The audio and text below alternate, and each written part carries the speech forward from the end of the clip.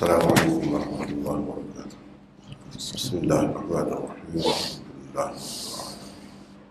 Salatu wassalamu ala sayyidina Muhammad wa ala alihi wa sahbihi. Alhamdulillah, pagi ini kita dapat bersama lagi.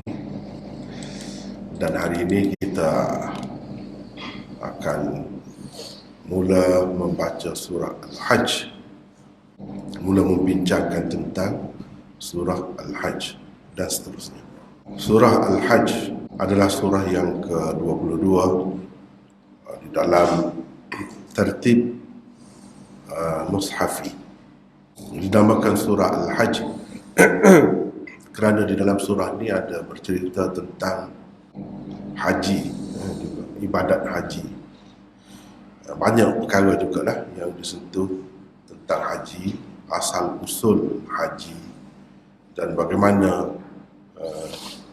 Baitullah Kaabah itu dibina di Mekah. Bilangan ayatnya ada 78. Surah ini termasuk di dalam surah Makkiyah. Termasuk dalam surah Makkiyah. Bilangan paragrafnya ada 6 sahaja. Terlebih dahulu kita tengok mesej utama surah ini. Lepas tu kita tengok pembahagian paragrafnya. Ada 2 mesej utama di dalam surah ini. Yang pertama ialah peristiharan kesalahan dan jenayah orang-orang musyrikin Mekah dan dalil-dalil keharusan memerangi mereka. Keharusan memerangi mereka. Apa alasan boleh memerangi mereka? Yang kedua ialah pesanan kepada orang-orang Islam supaya taat, beribadat, berdakwah, berjihad, dan menyedari maksud penubuhan kerajaan Islam. Itulah mesej utamanya. Paragraf yang pertama bermula daripada ayat 1 hingga 24. Di sini ada perbahasan tentang tauhid, kiamat dan hari akhirat dengan orang-orang yang mengingkarinya. Orang-orang yang mengingkarinya. Paragraf 2 daripada ayat 25 hingga 38. Bukan orang-orang Quraisy, tetapi orang-orang Islamlah yang layak menjadi penjaga Kaabah, penjaga Kaabah, bukan kafir Quraisy. Mereka sudah tidak layak, lama dah tidak layak. Paragraf yang ketiga ayat 39 hingga 41, tujuan jihad dan penubuhan negara. Tujuan jihad dan penubuhan negara, apa tujuannya? Apa perbezaannya di antara ajaran Islam dan juga ajaran-ajaran lain, konsep dalam Islam dan bukan Islam. Paragraf yang keempat ayat 42 hingga 62, ancaman pembinasaan secara langsung atau tidak langsung. Secara langsung atau tidak langsung. Paragraf yang kelima bermula daripada ayat 63 hingga 76, dalil-dalil tauhid. Dalil-dalil tauhid. 6 ayat 77 hingga 78, arahan kepada orang-orang Islam supaya taat, beribadat, berjihad dan berdakwah. Itu arahan kepada orang-orang Islam. Baiklah, kita tengok di sini zaman diturunkan surah dan latar belakangnya. Pertama, surah Al-Hajj adalah surah Makkiyah dan juga Madaniyah. Jadi tadi kita tengok ni dalam di permulaan chapter kita buat Madaniyah. Tapi kalau kita tengok secara terperinci kandungannya, maka surah ini adalah surah yang mengandungi ayat-ayat Makkiyah dan juga Madaniyah.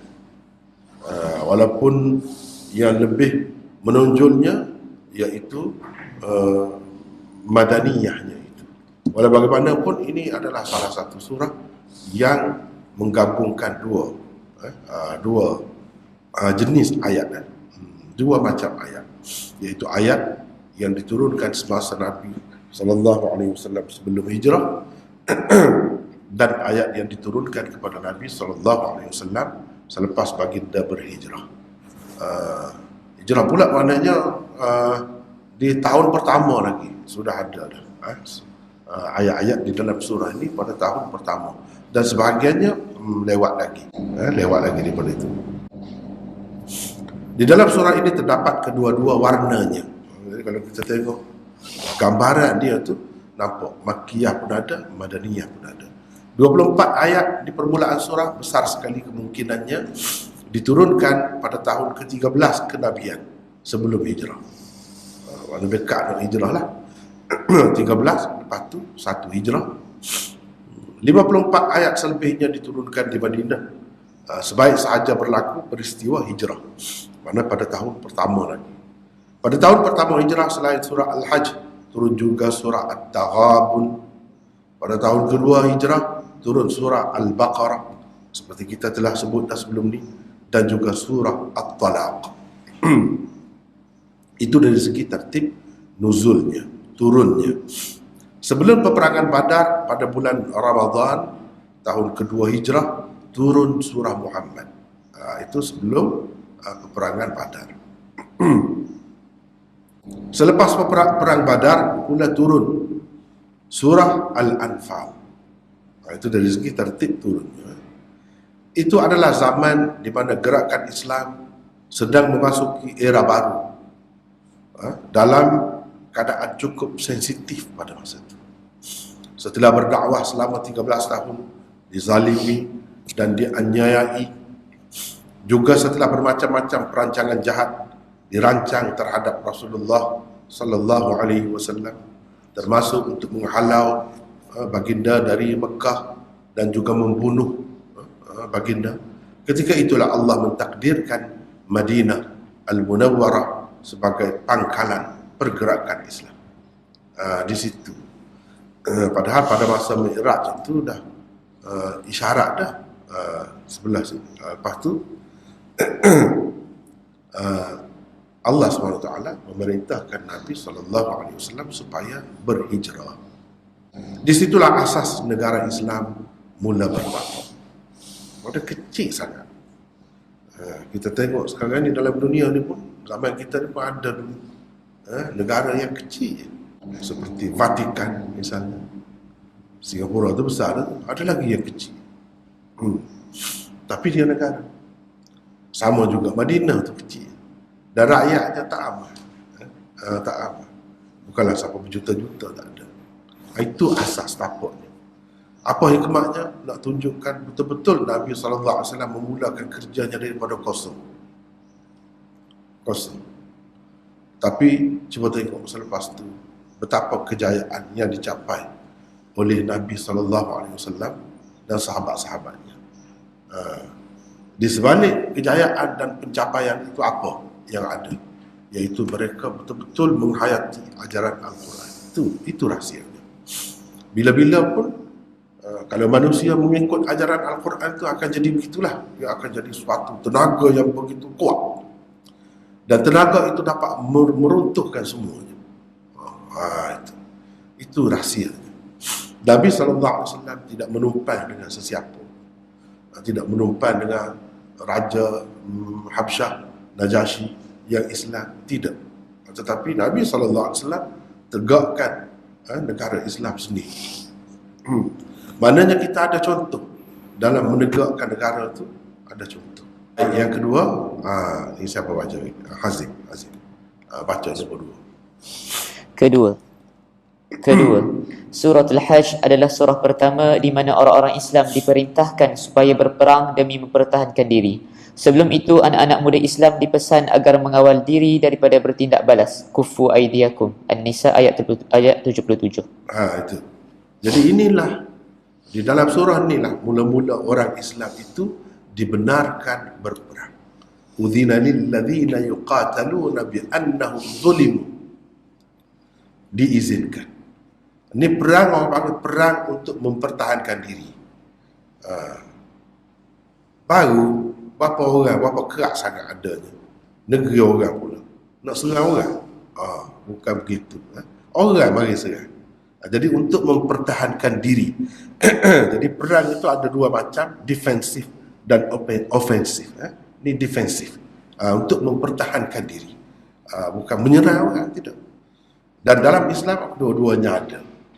Orang-orang yang mengatakan Islam ni hanya mengiktiraf, mengakui defensif saja, perang dalam bentuk itu saja, tak benar. Betul, ada juga yang suruh serang pun ada. Dan itu dapat kita lihat umpamanya di dalam surah Al-Baqarah. Kita sudah tengoklah sebelum ni. Boleh tengok di situ. Sebelum tu, kufu aidiyakum, tahan tangan kamu. Nak marah macam mana pun sabar. Dia tak bagi perang itu. Itu boleh dilihat umpamanya di dalam ayat 77 surah An-Nisa. Inilah di dalam surah inilah pertama kali dibenarkan perang. Di situ ada isyarat bahawa perang itu tidak boleh dilancarkan sewena-wena, sesuka hati, tidak.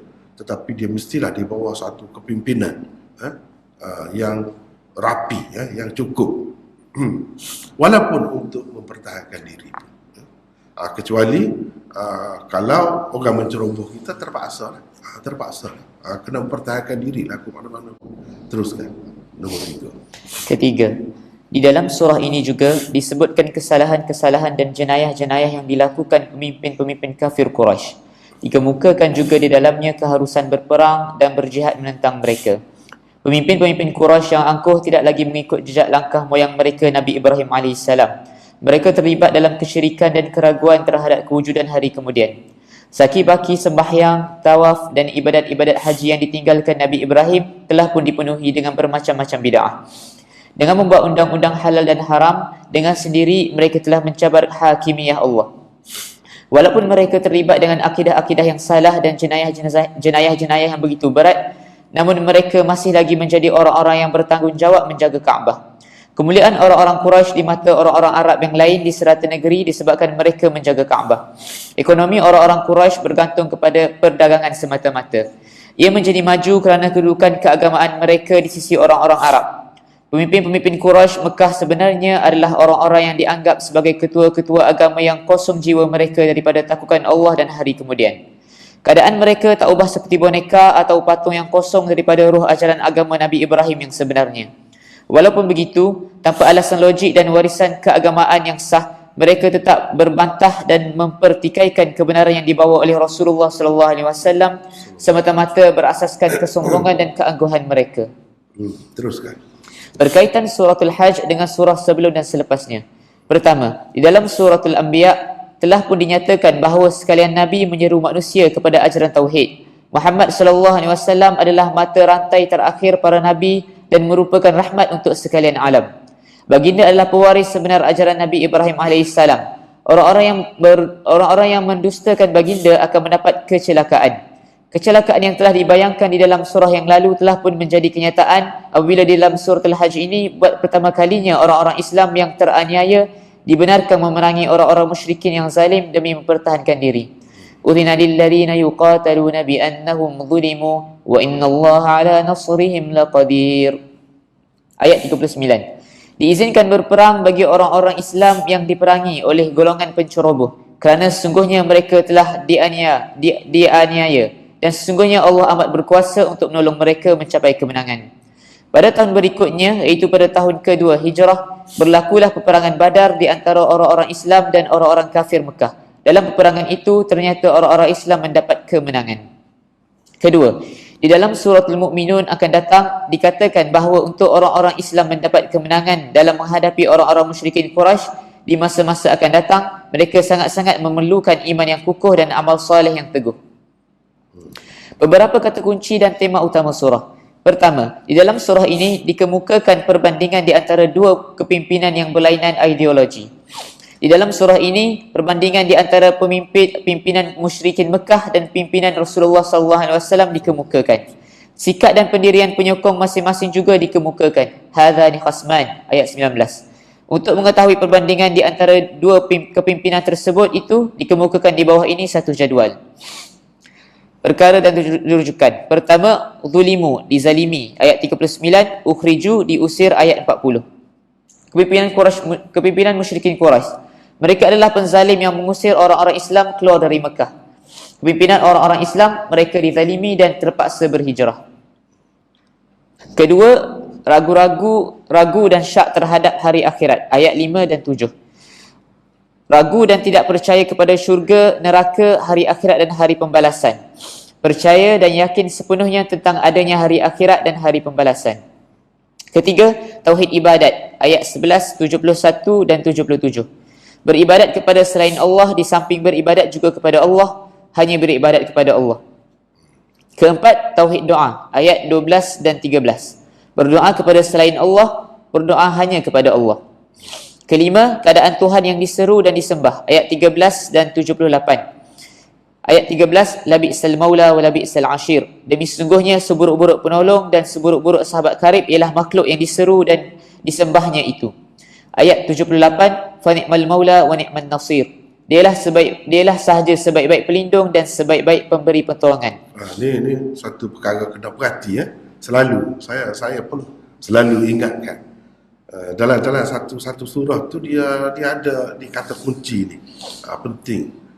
Misalnya di satu pihak ayat 13 disebut labi'sal maula wa labi'sal ashir. Bi'sa, seburuk-buruk, paling teruk. Al-maula, pelindung. Al-ashir, mana kawan, sahabat qarib. Sahabat qarib yang paling teruk. Di satu pihak yang lain ayat 78, fa ni'mal maula, sebaik-baik. Dia perkataan yang dekat-dekat sama. Cuma lawan kepada yang pertama. Kalau yang pertama bi'sa, ini ni'mah, sebaik-baik. Yang paling baik. Itu yang paling teruk, paling jahat, paling tidak berguna. Jadi bi'sal ashir ni ni'man nasir. Ni'man nasir, bi'sal ashir, sama hujung dia tu. Bunyinya sama. Tapi memang berlawanan sifatnya itu. Ini antara benda yang kita kena perhati. Ini kata kunci yang penting ni. Dua kelompok masyarakat yang berbeza keadaannya. Satu baik sangat, satu lagi jahat sangat. Satu percaya kepada Tuhan sebagai pelindung yang sangat baik, sangat boleh membantu kita. Di satu pihak yang lain ialah tempat perlindungan yang seburuk-buruknya dan kawan yang sejahat-jahatnya. Itu. Teruskan. Keenam, mengkhianati amanah tauhid. Innallaha la yuhibbu kulla khawanin kafur. Ayat 38. Sesungguhnya Allah tidak suka kepada tiap-tiap seorang yang khianat lagi tidak bersyukur. Kepimpinan yang sangat khawan, yakni sangat khianat, dan sangat kafur, yakni sangat tidak bersyukur yang tidak layak menjaga Kaabah. Kepimpinan yang mewarisi agama Nabi Ibrahim dan memperjuangkan agama tauhid mempunyai kelayakan yang cukup untuk menjaga Kaabah. Ketujuh, cara berbahas, ayat 3, 8 dan 68. Penolakan dan bantahan mereka terhadap ajaran Islam tidak berasaskan ilmu, dalil, bukti, petunjuk dan kitab. Kepimpinan yang mempunyai dalil akli dan nakli yang cukup, mereka mempunyai akhlak dan peribadi mulia berpandukan wahyu ilahi. Ke-8, hak dan batil, ayat 62. Pemimpin-pemimpin yang memperjuangkan dan menegakkan kebatilan min dunillah adalah batil. Kepimpinan yang mendukung dan menegak kebenaran dan memperjuangkannya, wa annallaha wal aliyyul kabir. Itu perbandingan kalau kita nak tengok secara kasar antara kepimpinan kafir Quraisy di Mekah dan kepimpinan Rasulullah SAW yang baru berada di Madinah ketika itu. Apa bezanya? Dari segi sifat-sifat sangat berbeza. Dan itu ada tersebut semuanya di dalam surah ini. Tengoklah tadi ayat berapa cuba tengok. Teruskan. Yang kedua, perbantahan orang-orang musyrikin tanpa ilmu dan dalil. Di dalam surah Al-Hajj tersebut 3 kali perbantahan orang-orang musyrikin Mekah tanpa dalil dan ilmu. Ayat 3, 8 dan 68. Maknanya kita jangan buat begitulah. Bila dia sebut itu cara orang kafir. Kita tanya diri kita Islam. Ada Islam, jangan begitu. Orang Islam mesti kalau berhujah, berbincang, berbahas, mesti kena berdasarkan ilmu dan dalil. Itu. Orang kalau tidak buat begitu, ikut orang lain. Bukan cara kita. Gitu. Teruskan. Yang A. Dikatakan dengan terang bahawa orang-orang musyrikin menentang suruhan Rasulullah sallallahu alaihi wasallam tanpa mempunyai ilmu yang kukuh. Tanpa mempunyai alasan ilmu yang kukuh, mereka hanya mengikut syaitan yang terkutuk. Ayat 3. B. Dikatakan dengan terang bahawa orang-orang kafir Quraisy tanpa dalil dan bukti daripada kitab telah menolak suruhan Rasulullah sallallahu alaihi wasallam. Ayat 8. C. Rasulullah sallallahu alaihi wasallam ditenangkan dengan kenyataan bahawa Allah amat mengetahui tentang cara perdebatan orang-orang Quraisy itu dan akan membuat keputusan terhadapnya pada hari kiamat nanti. Ayat 68. Ketiga, keraguan tentang hari akhirat. Kepada orang-orang yang ragu tentang hari kebangkitan dan hari akhirat dan menolaknya, dikemukakan satu dalil afaqi bahawa manusia akan tetap dibangkitkan dari kubur-kubur mereka dan kiamat pasti akan berlaku. Ayat 5 hingga 7. Kepada orang-orang yang tidak percaya itu dikatakan, mereka akan terus berada dalam keraguan hingga hari kiamat. Ayat 55. Keempat, 2 sikap berhubung dengan tauhid doa. A. Sikap pertama adalah sikap orang-orang musyrikin yang sesat. Mereka menyeru orang-orang yang tidak dapat memudaratkan dan memberi apa-apa faedah kepada mereka. Ayat 12. Yad'u min dunillahi ma la yadurruhu wa ma la yanfa'uh. Dzalika huwa ad-dhalalul ba'id. B. Berbeza keadaannya dengan sikap Rasulullah sallallahu alaihi wasallam yang diarahkan supaya hanya menyeru dan berdoa hanya kepada Allah. Ayat 67. Wad'u ila rabbik innaka la'ala hudan mustaqim. Kelima, di dalam surah ini disebutkan tentang ni'mal maula, yakni pelindung terbaik, dan bi'sal maula, pelindung terburuk. Ayat 78 dan 13. Di dalam ayat ke-78 di akhir surah Al-Hajj tersebut perkataan ni'mal maula sebagai jawapan kepada apa yang tersebut di dalam ayat ke-13 surah yang sama, iaitu la bi'sal maula wa la bi'sal ashir. B. Manusia apabila berdoa kepada min dunillah bererti mereka telah sampai ke kemuncak kesesatan. Mereka sebenarnya berdoa kepada makhluk yang merupakan la bi'sal maula wa la bi'sal ashir, iaitu pelindung yang paling jelek dan teman yang paling teruk. Ni'mal maula adalah pelindung dan pembantu yang terbaik. Itu sekejap. Orang-orang kafir memanglah begitu. Orang Islam pun kadang-kadang kita ni pun terdedah juga dah sekarang ni. Dia katakan boleh pergi minta dengan orang dalam kubur. Itu mula dah tu. Kalau kita orang yang belajar Quran sensitif, kita dah tahu situ nak pergi.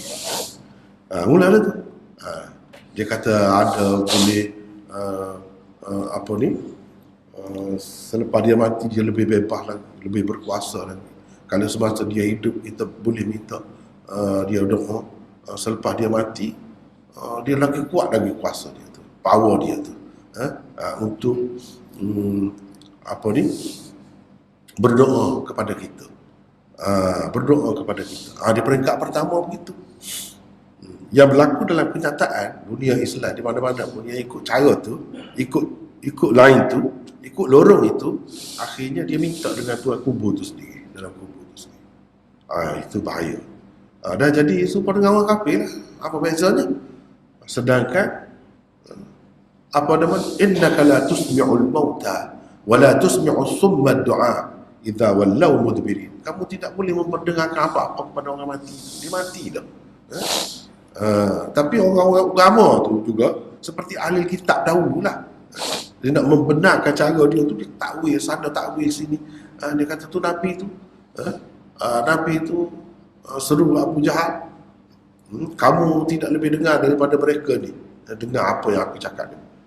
Kamu dah tahu dah kah apa yang aku cerita dahulu sekali. Nabi bercakap dengan orang-orang kafir yang mati dalam peperangan Badar. Kata dia dengar. Jadi apa maknanya?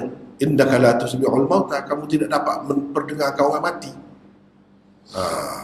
Dia tidak faham. Itu benarnya. Kadang-kadang seperti ahli kitab dahulu lah, dia ada Taurat tu, tapi dia salah faham. Dia tidak pergi kepada muhkam. Muhkamnya apa? pada dasarnya orang mati ini tidak dengar. Itu hukum asalnya. Kalau ada Nabi itu khusus dengan Nabi, mukjizat Nabi. Mukjizat Nabi khusus dengan dia. Bukan kita boleh umumkan hukum itu kepada orang lain.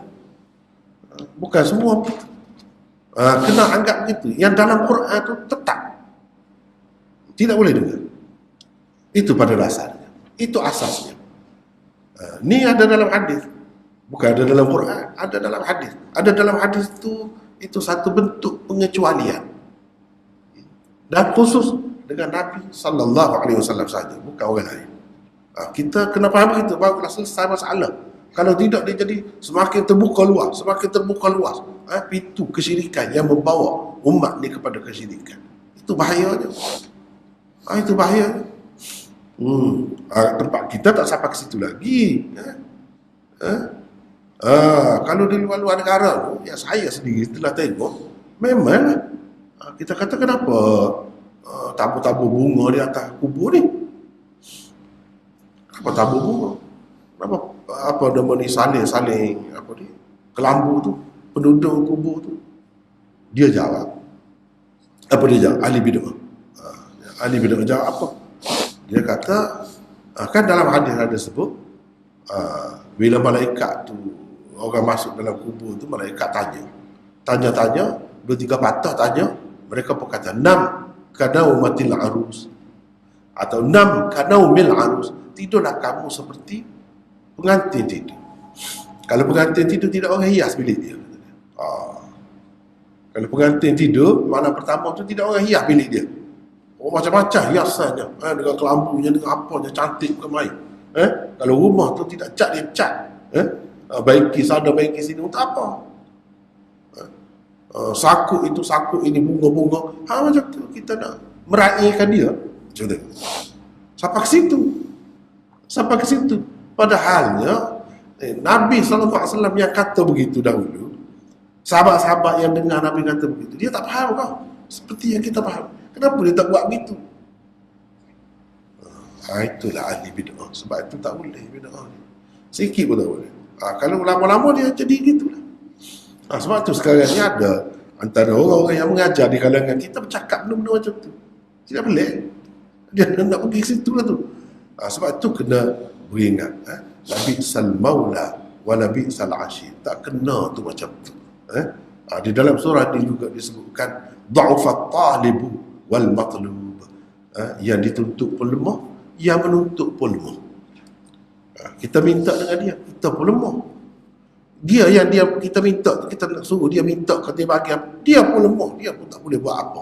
Apa minta dengan orang macam ni? Kalau nak minta-mintalah dengan Allah yang Maha Perkasa. Terus. Ada tak tawasul pula? Tak perlu dah tu. Kena melalui orang ni, kena melalui orang ni. Dia pandai. Allah dia seperti manusia. Jadi kalau manusia, raja kita tak boleh bertemu secara langsung, kena berjumpa dengan ni kena ikut protokol dia, baru boleh. Jadi Allah dia pun begitulah. Dia buat Allah dia macam tu. Padahal inni qarib. Wa idza sa'alaka 'ibadi 'anni fa inni qarib. Aku dekat. Mintalah dengan aku terus secara langsung. Jangan duduk ada tangga-tangga begitu. Kita buat Tuhan dia seperti makhluk pula. Seperti makhluk pula. Dia kalau raja ke, kalau sultan ke, kalau apa ke, kena ada begitu begini sebab dia sibuk. Kalau tak ambil masa begitu, pergi dalam satu masa, dia tidak mampu menyelesaikan semua masalah dalam satu masa. Berbeza dengan Tuhan. Berbeza dengan Tuhan. Dia perlu nak tidur, letih, perlu ada masa. Sebab tu kena buat temu janji. Tuhan tak jadi masalah. Berdoa lah bila-bila masa pun. Ramai juta pun dalam satu masa. Kita nak banding Tuhan dengan makhluk, macam mana? Lepas tu kita kata kita kotor, kita banyak dosa, kita tidak boleh secara langsung. Itulah jadi penyakit Kristian. Tak boleh. Kena melalui sami, kena melalui padri, kena melalui ruhban dia, pendeta-pendeta dia. Inilah jadi penyakit ni. Itu dia. Itu semua labi'sal maula wa labi'sal ashir. Ni apa ni, dha'ufat talib wal matlub. Ikutlah Nabi ke, Malaikat kah? Oh, ini orang lebih lagi. Ini wali-wali ya. Wali-wali yang tidak masuk pun. Tak tahu lagi dia wali sungguh ke tidak. Tuhan terima ke tidak amalan dia. Dia pun lemah. Mengharapkan Allah. Tiba-tiba kita pula pergi melalui dia pula. Kononnya dia tu adalah keistimewaan dia. Allah SWT bagi kepada dia sikit sebanyak sebagai balasan kepada dia. Oh, itu bahaya. Sedangkan Nabi pun tak boleh, malaikat pun tak boleh, siapa pun tak boleh. Lemah semua. Lemah semua. Tak boleh nak minta. Tuhan tak bagi minta dengan siapa kecuali dengan dia. Sebab lemah semua.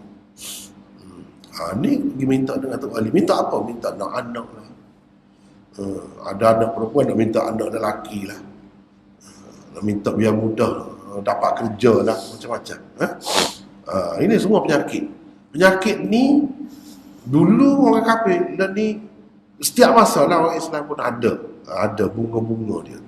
Jadi dengan sebab itu orang-orang yang sedar tentang ilmu yang sebenarnya kena ajar masyarakat, kena sedarkan masyarakat.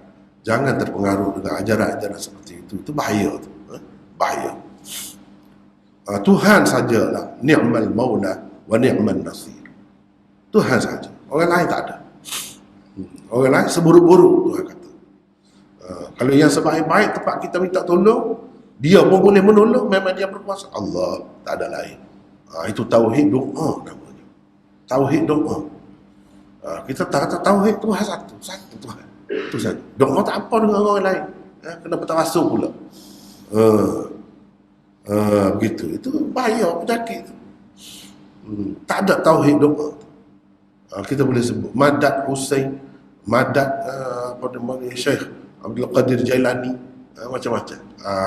Madad itu. Lepas tu kalau kita tanya, dia takwil lah. Kita kata madad tu bukan maksudnya nak suruh dia tolong sendiri. Maksudnya nak suruh dia minta tolong. Dia minta dengan Allah supaya tolong kita. Itu takwil. Zahirnya itu. Cara bercakap tu. Seperti dengan orang kafir tu. Orang Islam punya kerja. Itu malah lah. Macam tu. Banyak sebenarnya. Tempat kita ni dia ada pengaruh luar lah. Benda-benda macam tu sebenarnya kalau berhati pengaruh luar. Selama-selama ni tak ada begitu, tak ada. Alhamdulillah. Mana dijaga dengan baik agama ni. Dijaga dengan baik. Tapi akhir-akhir ni nampak ada kecenderungan itu. Itu pengaruh luar. Di luar banyak dah. Tak ada pelik. Teruskan. Nombor 6. Keenam, dua sunnatullah terhadap manusia-manusia yang durjana. Pertama, diberi peluang dan seterusnya dihukum. Di dalam ayat 44 dan 48 surah ini, dua sunnatullah tersebut dikemukakan. Sunnatullah yang pertama ialah Allah memberikan peluang kepada kaum yang zalim dengan melewatkan azab terhadap mereka. Balasan buruk tidak terus diberikan. Untuk menggambarkan sunnatullah itu, perkataan amlaitu digunakan. Amlaitu maknanya aku. Orang Kelantan kata lep. Lep. Biarkan dia. Jadi dia berasa tak ada apa-apa. Tak ada apa-apa. Selesa dia. Buat apa? Tak jadi apa-apa juga. Itu Allah SWT buat begitu kepada orang yang zalim, kepada orang yang bawa ajaran yang tak betul, kepada orang yang buat maksiat. Kena berhati-hati, kena beringat. Kena ingat. Itu Allah SWT beri peluang kepada kamu tu. Dia biar tu, dia tahu. Cuba dia nak tengok dulu kamu nak pergi sejauh mana. Sejauh mana. Begitu. Seperti beginilah kalau kita kata, kalau di kalangan manusia ni sesuatu jenayah tu kadang-kadang SB polis apa dia, cawangan khas, dia tahu tapi dia buat tak tahu, tak sampai masa. Jadi apakah kita ingat bila dia serbu tu, dia pada masa tu baru dia tahu, lama dah dia tahu. Cuma dia biar dulu. Begitulah keadaan Allah SWT. Kalau manusia pun kita takut, maka kita tak berani, tak mahu mengedar dadah dan sebagainya. Takut ada orang duduk intip kita, berarti kita lama dah. Cuma dia biar kita buat tak tahu gitu. Itu manusia kita takut lah. Sebab apa? Akibatnya bawa penjara lah, kena hukuman lah. Itu dunia. Kita sebagai orang yang beriman, ada percaya kepada hari kemudian, kena takut lah. Tak payah itu semua. Tak payah itu semua. Kita takut daripada dulu lagi, tak akan buat benda-benda begitu. B, teruskan. B. Sunnatullah kedua ialah menghukum setelah diberikan peluang. Untuk menjelaskan maksud sunnatullah yang kedua ini digunakan perkataan akhastu ayat 44. Fa'amlaytu lil kafirina thumma akhastuhum fakaifa kana nakir. Di sini aku nak amlaitu, lepas tu akhadtu, aku ambil, aku bagi. Fa'amlaitu, aku beri peluang, aku biarkan, aku lock. Kelantan kata, kalau saya sebut lock tu, Kelantan dia jijak lah. Lock ke dia. Thumma akhadtuhum, kemudian aku ambil mereka, aku pegang mereka, aku tangkap mereka. Ayat yang sama tu amlaitulah. Ini pun di dalam surah ni, itu benda yang kita kena perhati. Sebab tu bila kata-kata kunci ni, amla, yumli, imla, amla, amlaitu, biarkan, akhadtu, itu dua kata kunci yang penting. Mungkin kita tidak bertemu di dalam surah lain. Itu cara kita nak memahami surah melalui struktur makro ni. Begitulah caranya. Teruskan. Ayat 48. Wa ka'ayyin min qaryatin amlaytu laha wa hiya zalimatun thumma akhadhtuha wa ilayyal masir. Ketujuh, berita gembira untuk orang-orang muhajirin yang dizalimi. Di dalam surah ini diberikan berita gembira kepada orang-orang Islam yang dizalimi dengan diusir keluar daripada rumah-rumah mereka tanpa sedar, bahawa Allah pasti akan menolong mereka yang berusaha untuk menegakkan agamanya. Ayat 40. Alladzina ukhrijoo min diyarihim bighairi haqqin illa an yaqulu rabbuna Allah ولولا دفع الله الناس بعضهم ببعض لهدمت صوامع وبيع وصلوات ومساجد يذكر فيها اسم الله كثيرا ولينصرن الله من ينصره إن الله لقوي عزيز. B. Orang-orang yang syahid ketika dalam perjalanan hijrah diberikan berita gembira akan mendapat rezeki yang elok. Ayat 58. الذين هاجروا في سبيل الله ثم قتلوا أو ماتوا ليرزقنهم الله رزقا حسنا وإن الله لهو خير الرازقين. Jadi daripada ayat-ayat seperti ini kan kita nampak memang baru ni hijrah ni. Sebab itu ulama-ulama mengatakan ini tahun pertama hijrah. Sebab sebut tentang berhijrah, kelebihan hijrah, mati ataupun terbunuh, maknanya nak berlaku peperangan ini tak lama. Memang pada tahun kedua dah berlaku, dan mereka baru dikeluarkan dari tanah air mereka. Ukhriju min diyarihim bighairi haqqin. Itu sebelum hijrah, maknanya dekat ni. Daripada situ kita boleh tahu surah ni, kerana ayat-ayat di bawahnya lah, ayat-ayat di bawahnya itu bercerita tentang orang Islam yang baru berhijrah atau tidak lama lagi hendak berhijrah. Sekitar itulah. Dan antara hikmat Allah SWT sungguh mempertahankan diri melawan kemungkaran ialah untuk menjaga ni agama, untuk menjaga agama. Kalau tidak, ni lahuddimat sawami'. Sawami' mana gereja-gereja, biang ni biara-biara, salawat, tempat-tempat ibadat, wa masajid, dan masjid-masjid akan dirobohkan. Jadi di sini disebutkan rumah-rumah ibadat yang berbeza-beza. Ini secara tidak langsung ia menunjukkan Islam datang bukan untuk merobohkannya, bukan. Kalau orang ada rumah ibadat ni, dia ada lah. Ini cerita orang kafir ni. Orang kafir ni dia akan robohkan begitu. Terutamanya kalau kita tengok dalam sejarah ni, kalau orang-orang komunis, orang-orang sosialis, memang dia anti agama, semua agama dia tak bagi, habis dia roboh semua. Nak cerita di sini Islam tidak begitu. Islam tidak begitu. Walaupun kita tahu yang tu tak betul. Itulah kebebasan beragama. Kita kena hormat juga kepada orang lain, kepada orang lain yang berbeza agama dengan kita.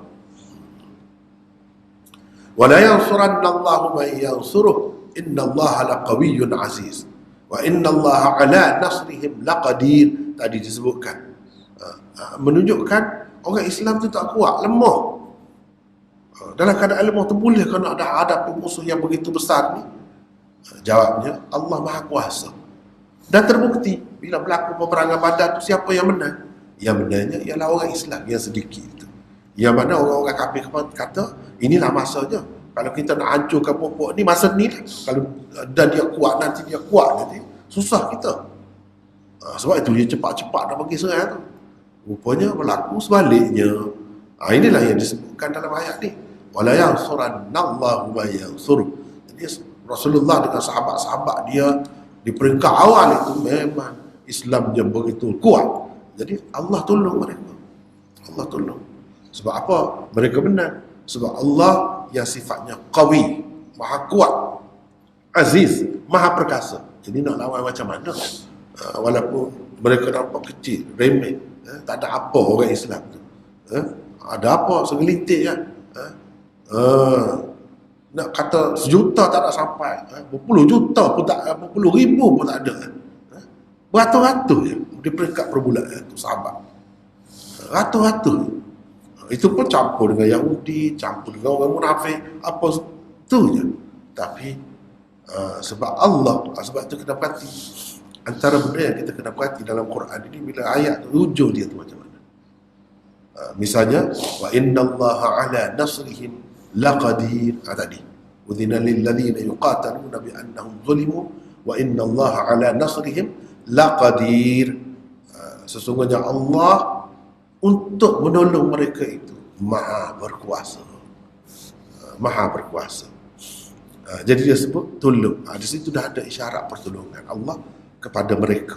Mereka ni siapa? Yang diserang mula-mula ni sahabat Nabi lah dalam perang Badar. Ni dalam surah ni juga wala yansurannallahu may yansur. Di situ kita dapat tahu bahawa Nabi dan sahabat-sahabat dia di peringkat awal tu memang betul-betul orang yang memperjuangkan Islam. Ikhlasnya tak boleh dipertikaikan. Allah Maha tahu. Sebab Allah kata pasti Allah akan menolong. Dan memang dia tolong lah, walaupun sedikit. Sebab itu dia sebut innallaha laqawiyyun aziz. Inna lagi, lam lagi, semua itu memberi makna taukid. Lepas tu disebut sifat Allah. Dia tidak sebut Rahmanir Rahim. Sini dia sebut Qawiyyun Aziz. Sebab apa? Sebab orang kafir rasa dia gagah, dia kuat, dia boleh menghancurkan orang Islam. Tetapi kalau di sebelah pihak yang dianggap lemah, yang kecil, sedikit bilangan yang itu ada bersama mereka, Allah yang qawi lagi aziz, tak boleh lawan. Tak boleh lawan. Kalah juga akhirnya. Memanglah yang apa nama ni kerah kepala sangat tu, yang nak berperang sangat seperti Abu Jahal tu mati situ. Belum lama, tak ada lama, mati situ. Teruskan B pula. B tu ada ayat ke-8. Ke-8, di akhir surah ini diperintahkan supaya umat Islam bermujahadah betul-betul di jalan Allah. Wajahidu fillahi haqqa jihadih. Jihad bukan sekadar perang, bahkan ia meliputi segala usaha dan perjuangan yang lain. Jihad boleh dilakukan dengan lidah, pena dan juga pedang. Menegakkan keadilan dan kesaksamaan juga termasuk dalam jihad. Rasulullah SAW pernah ditanya, siapakah orang mukmin yang paling utama? Jawab baginda, mukminun yujahidu binafsi wa malihi fi sabilillah. Bermaksud orang mukmin yang berjihad di jalan Allah dengan nyawa dan harta bendanya. Hadis riwayat Muslim, hadis 4999. B. Jihad bermula sebaik sahaja seseorang memeluk agama Islam dan menganut akidah tauhid yang betul. Ia juga berlaku dalam usaha manusia mengadakan hubungan dengan Allah dan merentasi darjat-darjat kesabaran ketika berhijrah dan akhirnya ketika berperang demi menegakkan agama Allah. Ia dilakukan demi tertegaknya agama Islam untuk membela keadilan.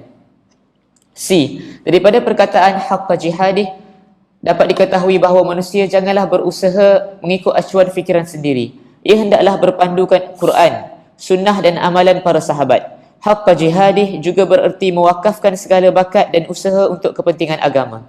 Itu makna haqqa jihad. Wajahidu fillahi haqqa jihadi. Berjuanglah kerana Allah dengan sebetul-betulnya, dengan sebenar-benar perjuangan. Begitu.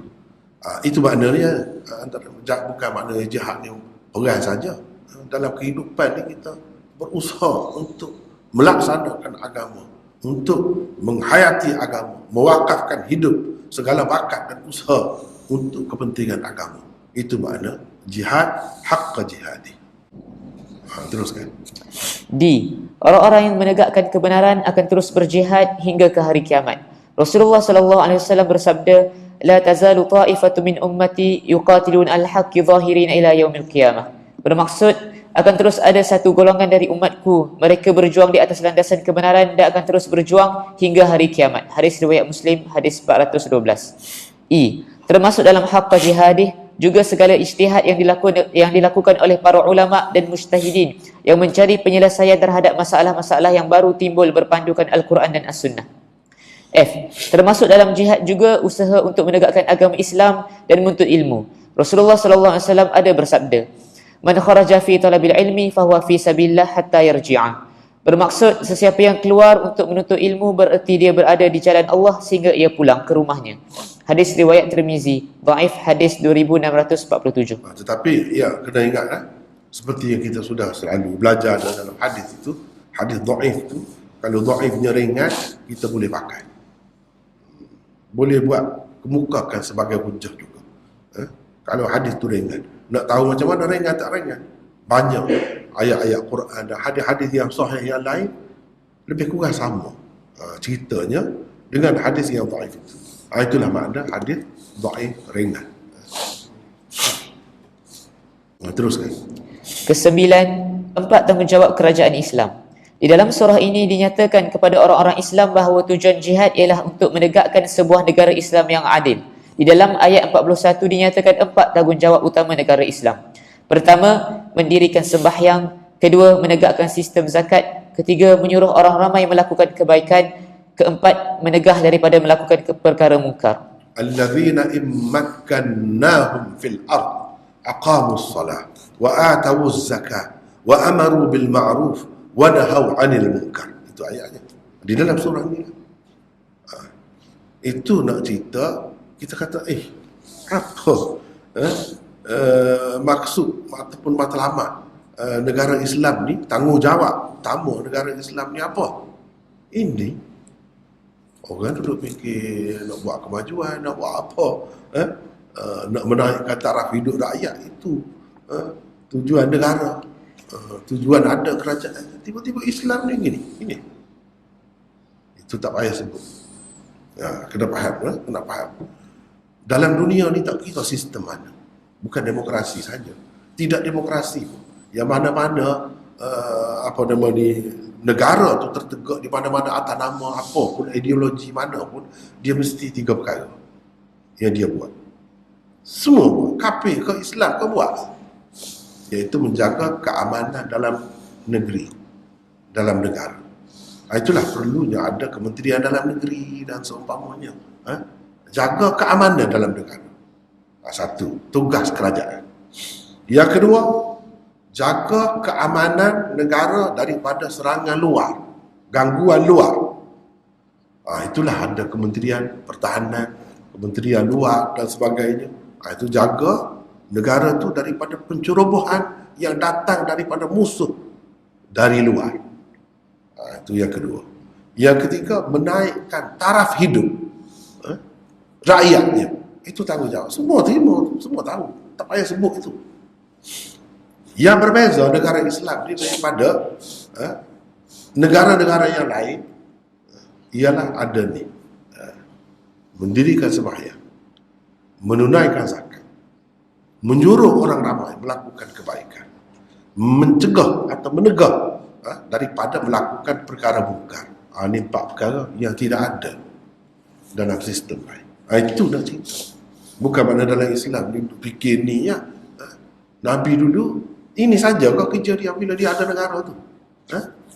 Apa makna dia kata man taraka Man taraka malan faliwarathatihi wa man taraka dainan aw iyalan fa ilayya wa alayya. Apa makna? Apa makna Nabi kata begitu? Sesiapa yang meninggalkan harta, harta itu akan diperolehi oleh pewarisnya. Ada orang-orang yang sudah ditentukan siapa penerima pusaka, boleh kepada orang itulah harta dia. Tetapi kalau seseorang itu meninggalkan hutang atau meninggalkan anak pinak, ada tanggungnya, dia mati, Nabi kata fa ilayya wa alayya, aku bertanggungjawab terhadapnya. Itu apa? Itu apa? Mana janda jadi janda dah, mati sebab pergi perang. Itu makna sesiapa yang meninggalkan hutang, dia ada hutang, kami bertanggungjawab, kerajaan bayar. Oh, siapa begitu? Kepentingan rakyat dijaga, dan dijaga kepentingan keluarga dia tu, kerajaan yang tanggung. Itu kan ada dalam hadis. Zakat, ada zakat tu untuk apa? Untuk masyarakat itu. Tapi itu berbeza daripada orang-orang lain, dunia lain, negara lain. Dia tak ada sistem zakat tu. Nak ceritanya, kita yang ada ini kena tahu, kena faham betul-betul, kena buat seminar, kena mengajar, kena kursus, kena apa, khusus berkenaan dengan sembahyang, mendirikan sembahyang tu apa makna. Biar masyarakat Islam tu betul-betul faham apa maksudnya. Biar faham semua sekali berkenaan dengan sembahyang tu. Kalau sembahyang jemaah tu, apa kedudukan imam, apa kedudukan makmum, apa hakikatnya masjid itu, semua sekali bahas, bincangkan, biar ada dalam kepala, dalam pemikiran umat itu konsep sembahyang itu apa maksudnya dari semua sudut. Kenapa sembahyang yang menjadi sembahyang yang Tuhan terima tu mencegah daripada perkara fahsyat dan mungkar? Kenapa ada juga orang yang bersembahyang tidak begitu? Bagi faham betul-betul kepada masyarakat tentang sembahyang dan tentang zakat, sistem zakat, biar betul-betul terlaksana, biar semua orang faham. Bukan masalah zakat fitrah saja, banyak lagi zakat-zakat yang lain. Biar hidup betul-betul sistem itu. Jika hidup sistem itu, itulah kejayaan, perbezaan negara Islam berbanding dengan negara lain. Dan dia kena ada satu jabatan, ada kementerian menyuruh orang melakukan kebaikan. Ini kita tak ada itu. Tak ada itu. Kalau negara-negara lain dia tak ada. Negara yang bukan Islam dia tak fikir itu. Ini maksudnya Tuhan sebut ni sebab nak ditonjolkan ciri-ciri negara Islam yang berbeza daripada yang lain, yang mana jika dilaksanakan benda ni akan dapat hasil yang berbeza daripada orang lain. Mencegah perkara mungkar pun sama. Mencegah perkara mungkar pun sama. Jadi begitulah keadaannya.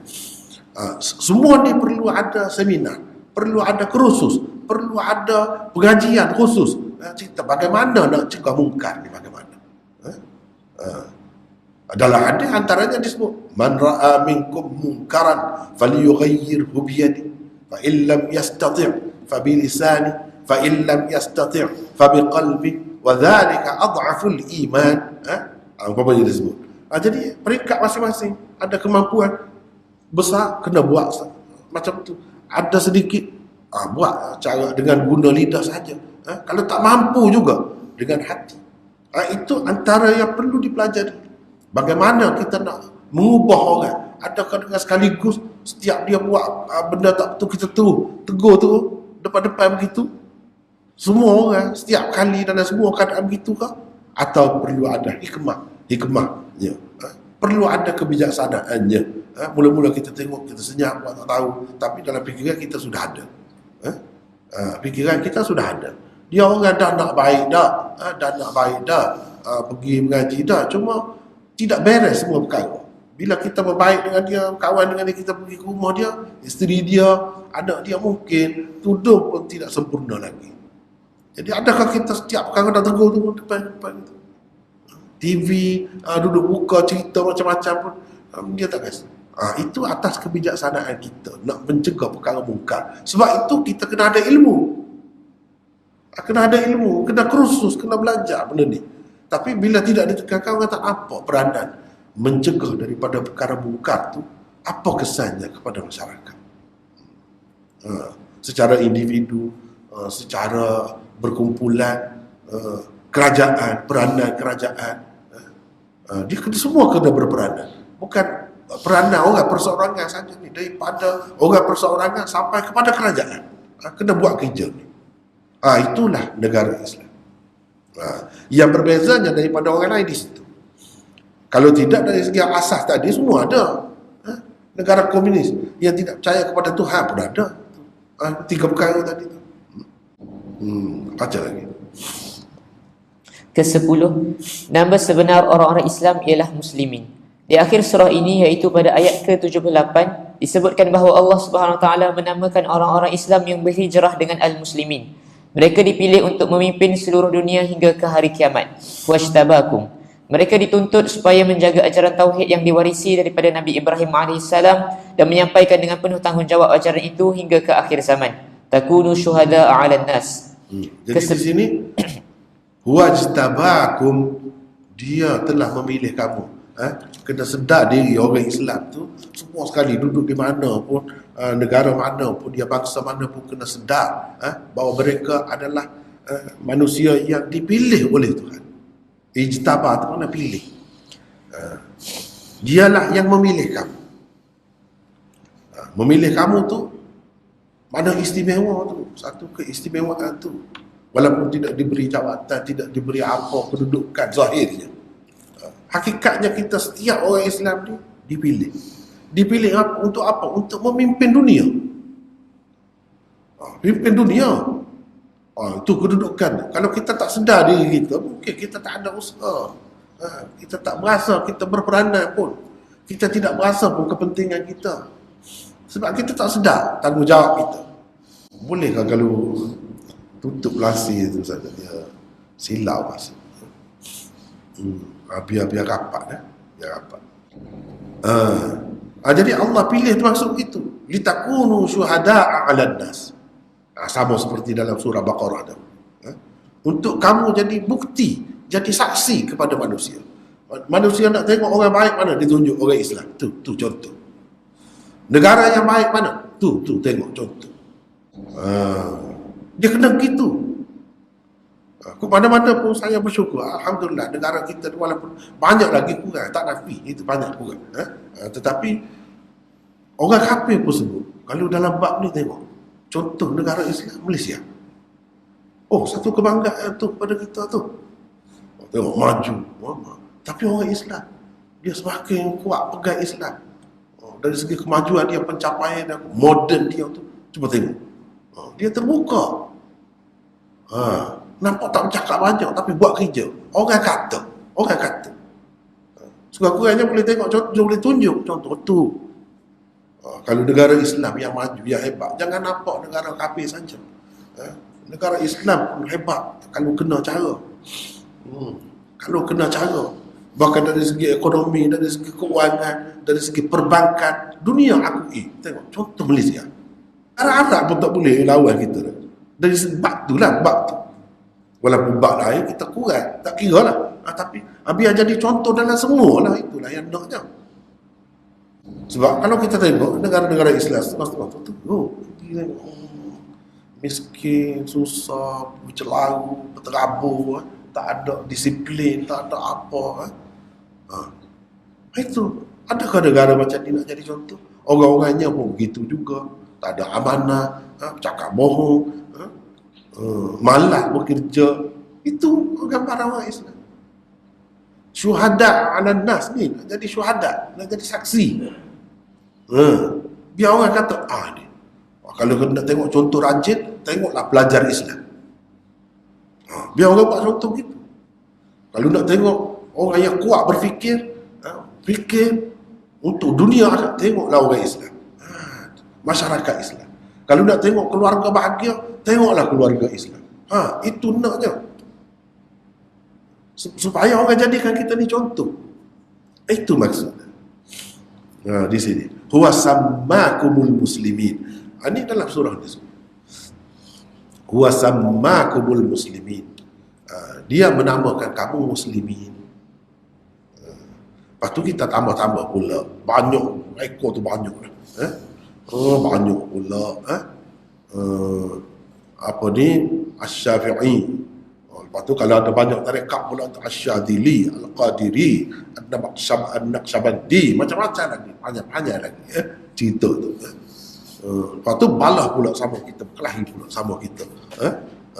Ni Al-Asy'ari, ni apa ni, Salafi, ni Wahabi, tuduh-tuduh pula sama sendiri tu. Tak ada. Al-Muslimin tu nama kita sebenarnya. Yang ni di bawah-bawah ni adalah kaitannya. Orang sebut ni Deobandi, Azhari sebab dia belajar di Azhar. Tu Deobandi sebab dia belajar cara aliran Deobandi. Adalah jasa sekadar tu. Seperti ayah kita. Ayah kita bin Yusuf. Orang lain tak lahir tidak bin Yusuf, tetap lahir ke? Ada juga juta-juta lagi lahir, cumanya bin ayah dia sebab ada kaitan dengan dia. Sekadar itu saja. Hakikatnya Allah SWT pilih kita, menjadikan kita, tak kira lah anak siapa pun dalam dunia ni, Tuhan semuanya. Cuba kalau fikir begitu, tak ada lah Al-Muslimin, tak ada beza tu beza ini, kelas itu kelas ini, tak ada. Kita semua ni Al-Muslimin. Sebab itu bila pergi ke Mekah dalam surah haji ni, bila pergi ke Mekah tengok sama. Bila buat haji tu pakai selimut begitulah, pakai kain ihram putih, bawah satu atas satu, tak ada berjahit semuanya, tak ada berjahit. Tak kira dia bangsa apa pun, tak kira dia siapa, raja ke, sultan ke, presiden ke, pergi sana mesti kena macam. Itulah Muslimin, contoh Muslimin. Kalau bila pergi sembahyang tak ada khusus, ini saf pertama ni untuk orang kelas tertentu, tak ada. Siapa pergi dulu dia boleh duduk saf pertama. Itulah Muslimin. Sepatutnya gitu. Tapi bila timbul ni puak-puak ni jadi rosak. Jadi rosak. Tapi tak dapat tidak lah ya, bila ramai tu ada nama lain-lain kan, supaya kita kenal. Kalau tidak dakwah Islam saja, Islam mana? Islam Syiah. Oh, itu tidak Islam sebenarnya tu. Menipu. Contohnya. Jadi terpaksa kita kena sebut untuk memelihara nama Islam yang suci itu, yang sebenar tu. Terpaksa kena sebut. Tapi janganlah pula jadi nama-nama di bawah tu yang ada kaitan sedikit sebanyak dengan orang tu, dengan orang ni, kumpulan tu kumpulan, menyebabkan kita ni jadi berkelahi, bertelagak, bermusuhan sama sendiri. Itu tak kena. Bukan begitu caranya. Lari tu daripada nama asal, maksud asal, iaitu Muslimin. Persaudaraan Islam, bukan persaudaraan bangsa, persaudaraan puak, persaudaraan apa dia satu aliran. Tak, semua kita sama. Sama. Rujukan utamanya apa? Al-Quran dan Sunnah. Yang lain-lain semua nombor 2, nombor 3 tu tak penting. Dengan sebab itu jangan taksub. Jangan taksub. Mana-mana daripada orang Islam, mana-mana yang baik kita ambil. Yang tak baik walaupun ayah kita sendiri, jangan ikut. Gitu cara. Itulah cara Islam. Teruskan yang ke-11. Ke-11, asas perpaduan dan kesatuan umat Islam. Untuk meneguhkan negara Islam, umat Islam diperintahkan supaya berpegang teguh dengan agama Allah, wa'tasimu, supaya dengan adanya perhubungan dengan Allah itu, mereka dapat memperkukuh dan meneguhkan masyarakat Islam. Itulah secara ringkas kita dah tengok surah tadi. Kemudian kita pergi kepada surah seterusnya, iaitu surah Al-Mu'minun. Tadi surah Hajj. Kalau nak kira, banyak lagi perkara-perkara yang tidak disebut tadi. Mana sebut hajinya, nama surah haji. Baik, kalau kita nak tengok mana kita ambil, sebab ini perbincangan ni secara kasar tentang kandungan surah, struktur makro dan maksud utamanya. Jadi di celah-celah tu yang ada tu banyak lah. Kalau kita nak bincang lagi secara halus, itu kena belajar tafsir secara berasingan. Perlu masa yang lama. Untuk kita dalam masa sebulan ni tak akan dapat kita buat semua tu. Nak bincang semua tu tak akan dapat tu. Contohnya kalau kita tengok di sini,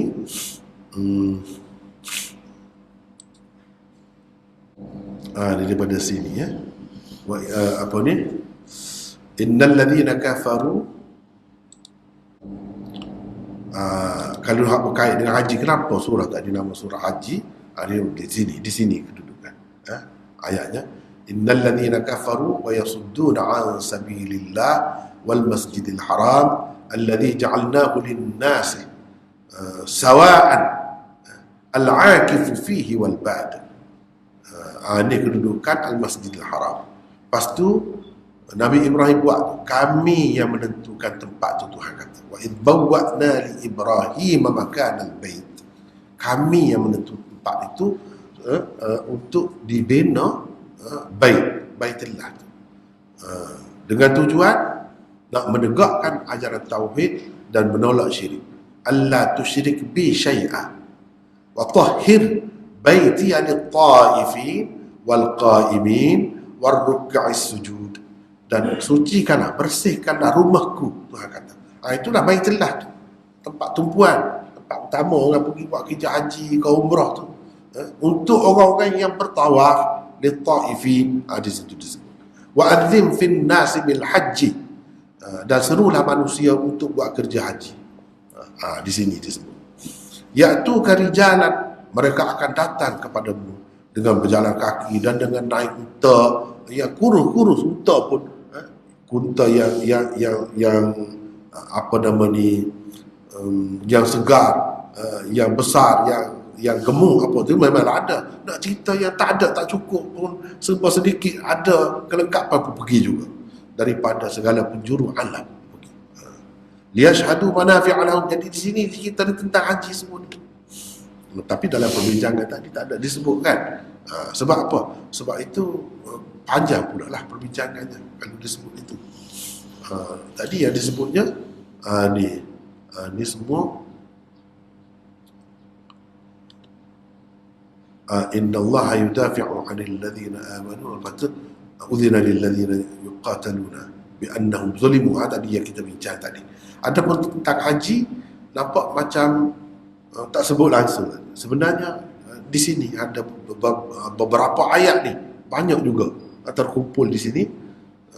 Bahkan kalau nak kata selain daripada surah Baqarah tu dan surah Al-Ma'idah, yang paling banyaknya di sini terkumpul berkenaan dengan haji, secara haji, seruan kepada haji itu duduk di sini.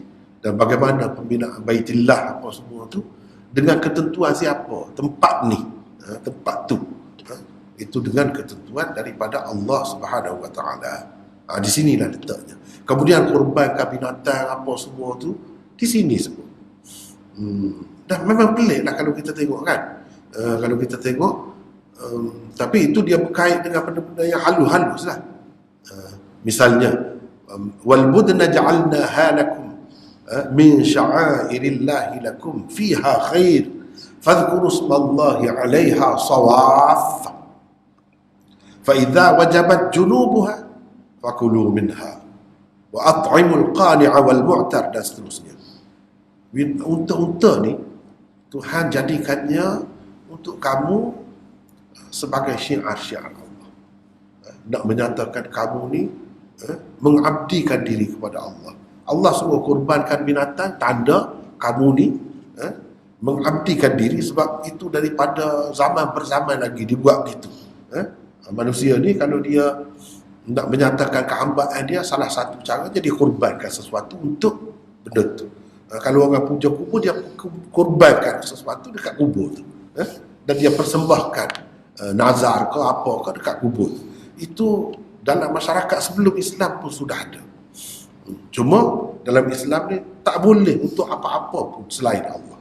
Hanya untuk Allah sahaja kita boleh berkorban. Kurbankan binatang tu.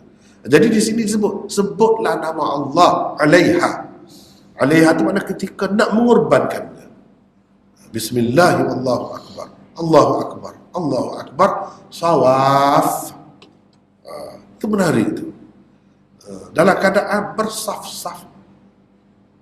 Bukan baring unta tu.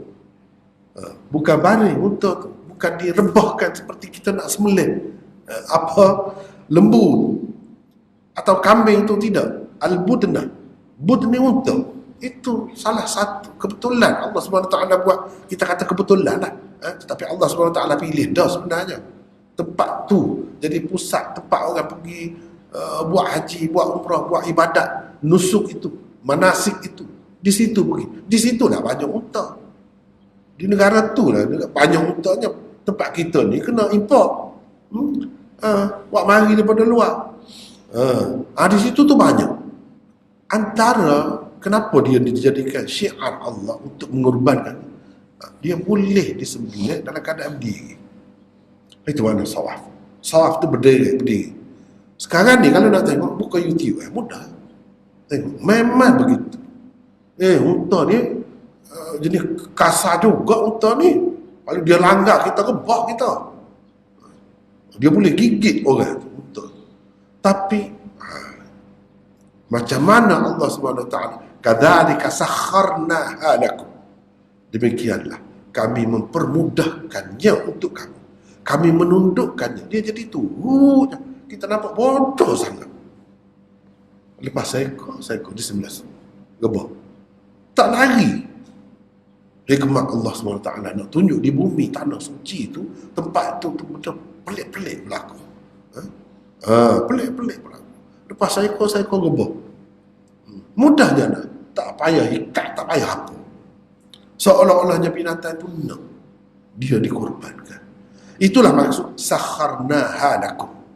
Kami permudahkannya. Kami tundukkannya.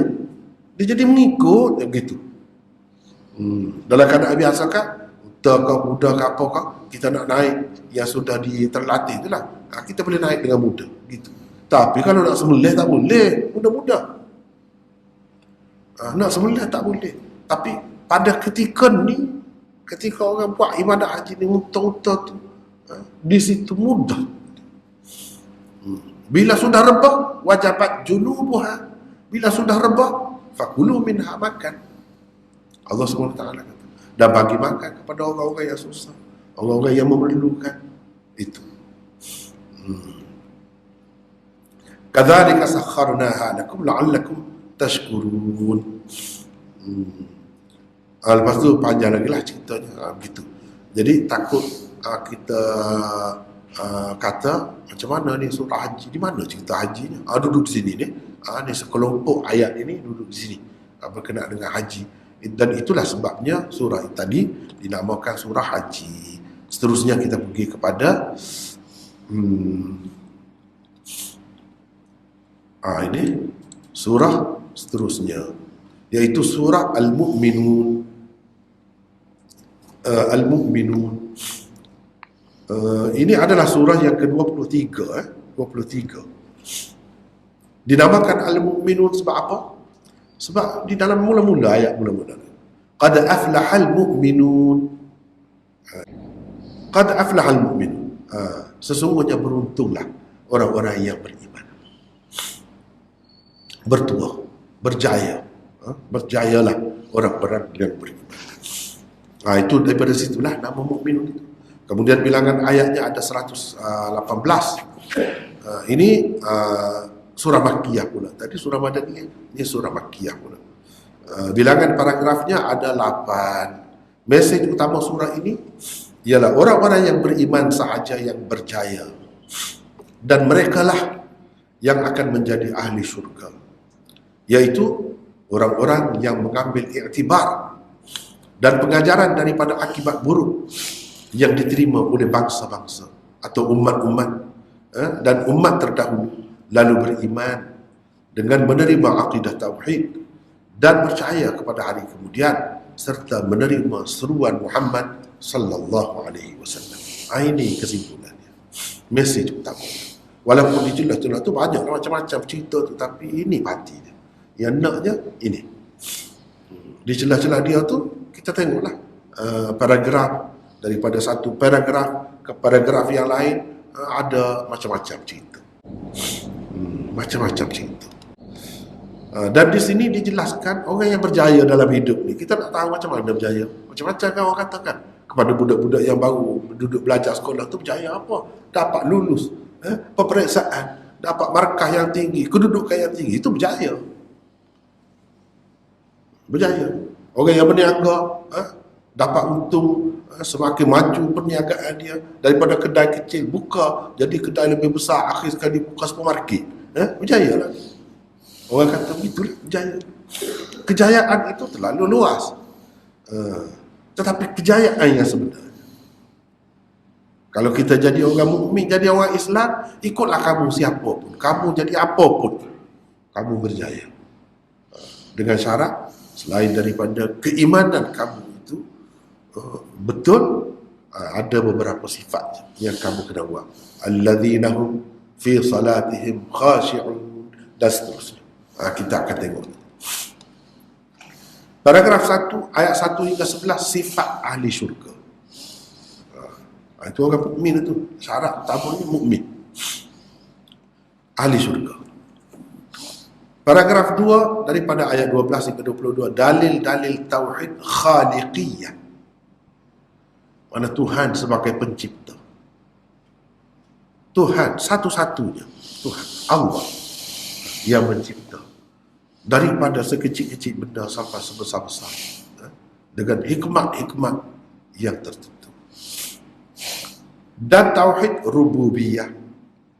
Mana penting ni, bila kita terima Allah ni pencipta, bila kita terima Allah ni menguruskan alam semesta untuk kemudahan kita hidup ni, dengan sendirinya mudah akan mendorong kita akan terdorong untuk tauhid uluhiyah, mengabdikan diri kepadanya semata-mata. Dia akan jadi gitu. Sebab tu yang disebut ni. Paragraf 3 ayat 23 hingga 31, akibat buruk yang diterima kaum Nuh. Itu jadi celah-celah. Paragraf 4 ayat 32 hingga 44, akibat buruk yang diterima kaum Ad, Samud, kaum Syuaib dan kaum Lut. Paragraf 5 ayat 45 hingga 69, akibat buruk yang diterima Fir'aun. Mana nak ceritanya apa sebab? Kerana tidak beriman lah. Ada kaitan dengan mukminun tadi, surah mukminun tu. Kalau mukminun, mereka tu mukminun tak jadi begitu. Sebab mereka tidak beriman lah. Lawan pula nabi-nabi tu yang diutuskan di zaman masing-masing tu. Jadi tak berjaya mereka. Gagal hidup pun, gagal dalam dunia pun gagal di akhirat besok lebih-lebih lagi lah. Janganlah jadi macam tu. Itu nak cerita. Janganlah jadi macam tu. Paragraf 6 ayat 70 hingga 77, jawapan terhadap Kristian, kritikan kepada Rasulullah dan seruan Islam untuk orang-orang musyrikin Mekah. Jadi belajarlah daripada sejarah tu. Itulah dalil-dalil tarikhi tentang kebinasaan, tentang kegagalan, tentang tidak berjayanya orang-orang yang menentang Rasul. Kamu pun akan jadi begitu juga. Seseolahnya buat mari dalil-dalil daripada sejarah tu, nak bagi pengajaran kepada mereka supaya mereka beringat, supaya mereka mengambil iktibar. Tapi apa yang berlaku dalam sejarahnya, kafir Quraisy itu tak terima juga. Yang mana tak terima tu mati gitu, lenyap gitu. Tetapi takdir Allah, tidak semua mereka tu lenyap. Walaupun bermusuh, berperang, jadi ketua perang dengan Nabi, tapi akhirnya mereka memeluk agama Islam. Jadi usaha yang dulu tu sia-sia, gagal. Cuma ada kelebihan bila memeluk agama Islam, memang begitu kehendak Allah. Memang begitu kehendak Allah. Dan mereka itulah pula kemudiannya, mungkinlah itu pun satu bentuk hikmat Allah dalam menyediakan manusia tu, nak sungguh dia tu kuat semangat tu. Bila manusia ni kan, kalau dia tengok dia jahat dulu, nak jadi baik tu, dia nak jadi betul-betul lah, dia benci dah kepada dulu, cara dulu. Dia kena lalui jalan tu. Kalau dia tidak lalui jalan tu, macam mana dia nak timbul kebencian yang luar biasa tu? Dia tak mahu dah orang jadi macam tu. Dia kena lalui situ dulu. Itu boleh jadi hikmat Allah. Kenapa kafir Quraisy ini keras sangat? Bila dia insaf, dialah yang bawa Islam ni pula ke dunia lain. Tapi asalnya begitu. Yang mana tidak tidak memeluk agama Islam tu, berlawan tu, mati gitu macam Abu Jahal, habis gitu.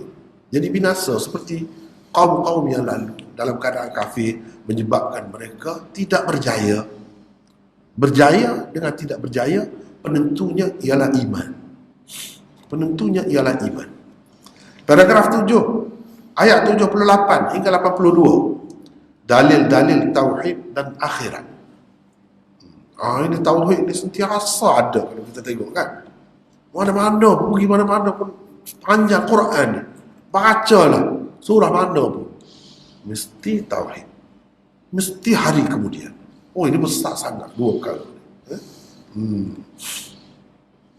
Paragraf 8, ayat 93 hingga 118. Adab-adab dakwah dan tabligh. Adab-adab kita berdakwah. Kita menyeru orang kepada Islam, menyampaikan ajaran Islam kepada orang. Bagaimana caranya?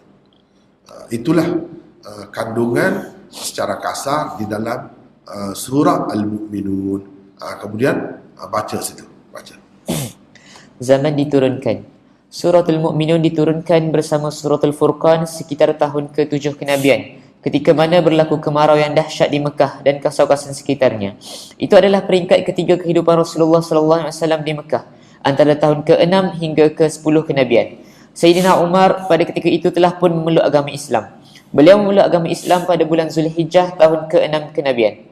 Di peringkat itu Rasulullah SAW selalu dituduh sebagai majnun, yakni orang gila, ayat 70.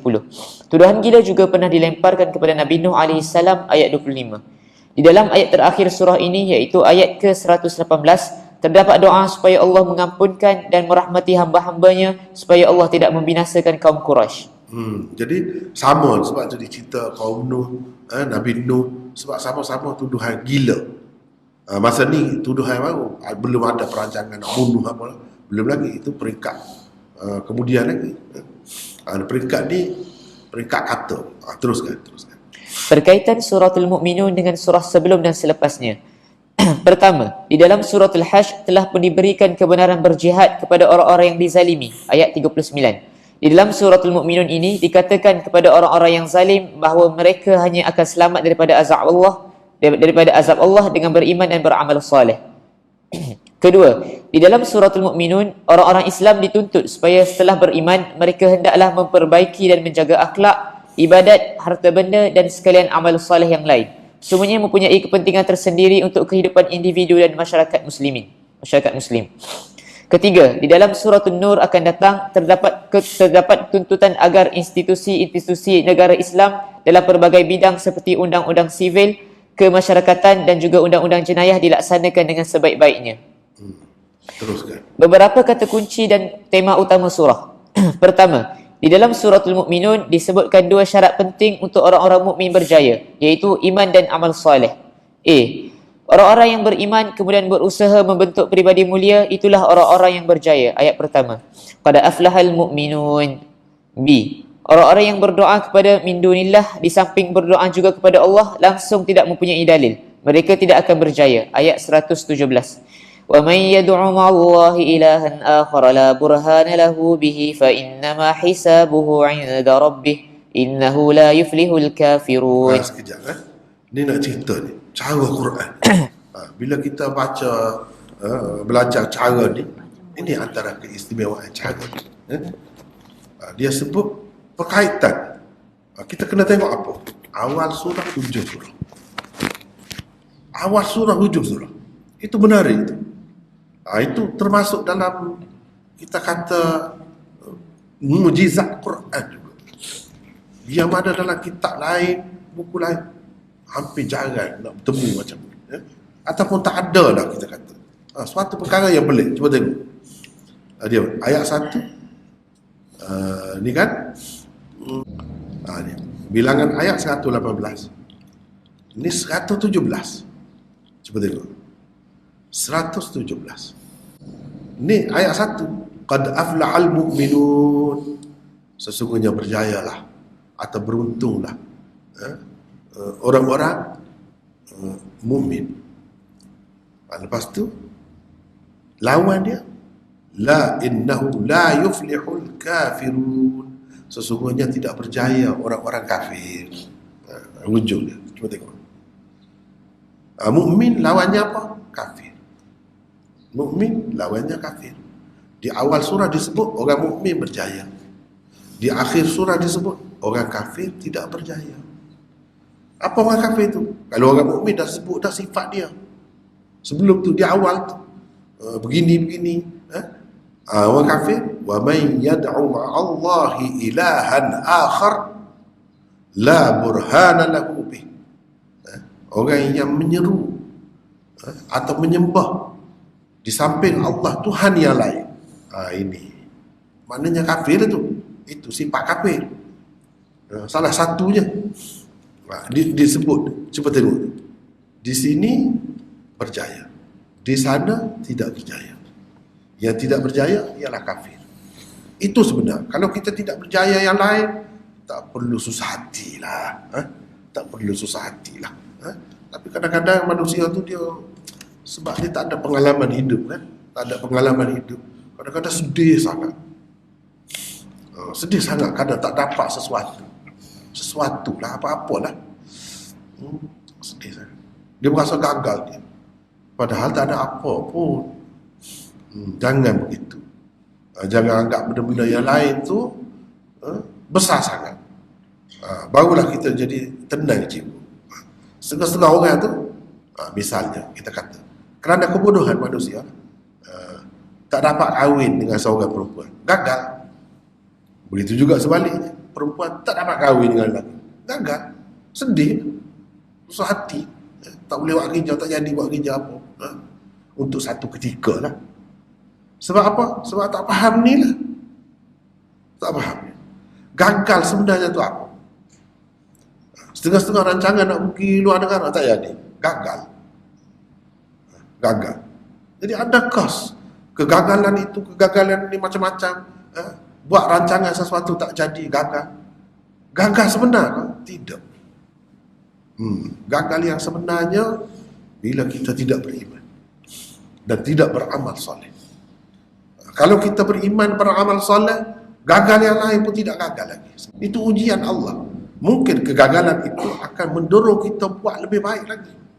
Mungkin dengan kegagalan itu sebenarnya tidak baik untuk kita. Tuhan nak bagi yang lebih baik lagi kepada kita. Kita tak perasan itu. Sebab itu jangan mudah putus asa. Orang Islam ni, orang mukmin ini tidak putus asa. Sebab itu tidak boleh bunuh diri. Misalnya, teruk sangat dari saya, doktor bunuhlah saya. Tak boleh macam tu. Tak apa dah. Kalau di negara barat, bolehlah tuan diri saya. Tak apalah doktor nak bunuh dia pun. Tak salah dah. Tak boleh dakwa dah mahkamah. Boleh dia kebenaran dia. Sebab dia kira hak dia. Nyawa bukan hak kita. Nyawa hak Allah. Bila dia ambil, dia ambil. Tak, jangan kita pandai-pandai. Berapa ramai orang yang memang doktor kata mati, dia tak ada harapan hidup. Lepas tu hidup lama pula. Lebih sihat lagi daripada dulu. Berapa ramai macam tu. Sebab itu jangan mendahului Allah. Jangan berasa gagal.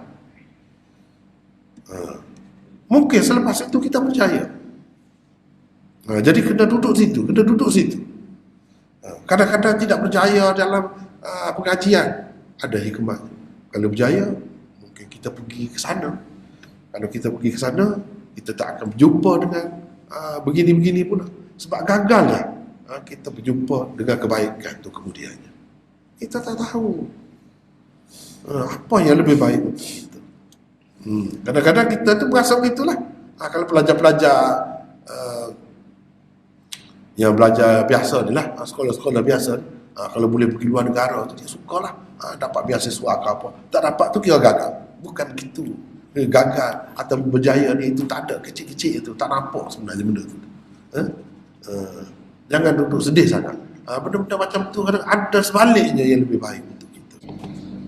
Jadi itu kita kena tengok qad aflahal mu'minun. Ini ayat yang akhir. Baik, kita tengok di sini al-mu'minun. Ni qad aflahal mu'minun. Kita pergi ayat akhir 118. Ni 117 akhir dah ni kira ni. Tak mestilah maknanya ayat pertama ayat akhir, ayat 118 tak mesti begitu. Sebab ayat surah ni nak ditutupkan dengan ini, Rabbighfir warham wa anta khairur rahimin. Ini orang mukmin apa kata dia? Itu sekadar nak cerita orang tidak berjaya, orang kafir. Lepas tu nak tutup cerita tu dengan orang kafir yang tidak berjaya begitu lah. Tidak. Dan orang mukmin yang berjaya tu dia kata macam mana? Rabbighfir warham. Ya Allah, ampunilah aku. Tuhanku, ampunilah aku. Kasihanilah aku. Wa anta khairur rahimin. Engkaulah sebaik-baik yang mengasihani. Itu doa orang mukmin. Rabbighfir warham wa anta khairur rahimin. Bila-bila masa kita nak guna buat doa boleh ni. Ni doa daripada Quran. Ambil doa ni. Bila doa Rabbighfir warham wa anta khairur rahimin. Siapa yang berdoa begini? Qad aflahal mu'minun. Orang mukmin yang berjaya. Orang kafir tak berdoa macam ni. Dia berdoa, yad'u ma'allahi ilahan akhar. Dia berdoa kepada orang lain. Duk minta dengan orang lain, duk mengharapkan orang lain, menggantungkan harapan pada orang lain. Itu cara. Cuba kita tengok cara tu kan. Kalau orang-orang yang kafir itu la burhana lahu, tak ada bukti sebenarnya yang kukuh untuk dijadikan sebagai panduan hidup, sebagai pegangan hidup, maka orang mukmin sebaliknya cukup bukti. Kenapa dia semestinya jadi orang mukmin, jadi orang beriman? Kenapa? Cukup bukti. Bukti akal, bukti sejarah, bukti afaki. Semua bukti itu menyokong Tuhan yang satu. Kita sepatutnya menyembah Tuhan yang satu. Insana min sulalatin min tin. B. Terdapat beberapa peringkat dalam proses kejadian manusia. Mula-mula ia dalam bentuk nutfah, kemudian dalam bentuk alaqah, yakni segumpal darah, kemudian dalam bentuk seketul daging, kemudian dalam bentuk tulang-tulang, setelah itu dipakaikan daging pada tulang-tulang itu, dan akhirnya ia menjadi manusia yang sempurna. Dinyatakan bahawa Allah bukan sahaja pencipta, malah sebaik-baik pencipta. Ayat 14. ثم خلقنا النطفة علقة فخلقنا العلقة مضغة فخلقنا المضغة عظاما فكسونا العظام لحما ثم أنشأناه خلقا آخر فتبارك الله أحسن الخالقين. Sekejap Satu macam kita kata pengesahan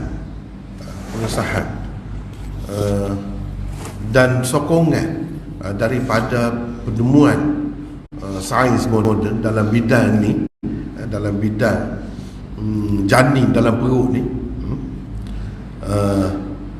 Apabila diperhatikan, diikuti perkembangannya berdasarkan gambar sekarang ni kan, kemajuan dah sampai ke situ, memang betul dilihat betul-betul seperti yang tersebut di dalam ayat ini. Maknanya selepas fa khalaqnal mudghata 'idhaman, selepas jadi alaqah jadi mudghah, lepas tu kami jadikan mudghah 'idhaman, tulang, nampak tulang. Memang begitu dalam perkembangan. Fakasawna al-'idham, lepas tu kami kasar yaksu makna memakaikan, kami salutkan tulang itu dengan daging pula. Jadi ini perkembangan ni, berapa ramai orang masuk Islam kerana ni? Saintis, ahli-ahli biologi, embriologi, yang mengkaji benda ni, dan mereka menyaksikan sendiri macam mana kalau kita kata Muhammad yang reka, sebagaimana tuduhan orang kafir, reka Quran ini ciptaannya, sedangkan pada masa tu orang tak tahu lagi benda ni. Dia boleh sebut dah di dalam Al-Quran ini bahawa begitu perkembangan dari peringkat ke peringkat janin di dalam perut ibu, dan itu benar. Jadi ini tak dapat tidak mesti daripada Allah, bukan daripada seorang manusia. Sebab kalau kata seorang manusia, usahkah Muhammad yang diketahui sebagai seorang yang tidak mengaji di mana-mana, tidak belajar di mana-mana universiti, saintis pada masa itu pun tak tahu lagi benda ni.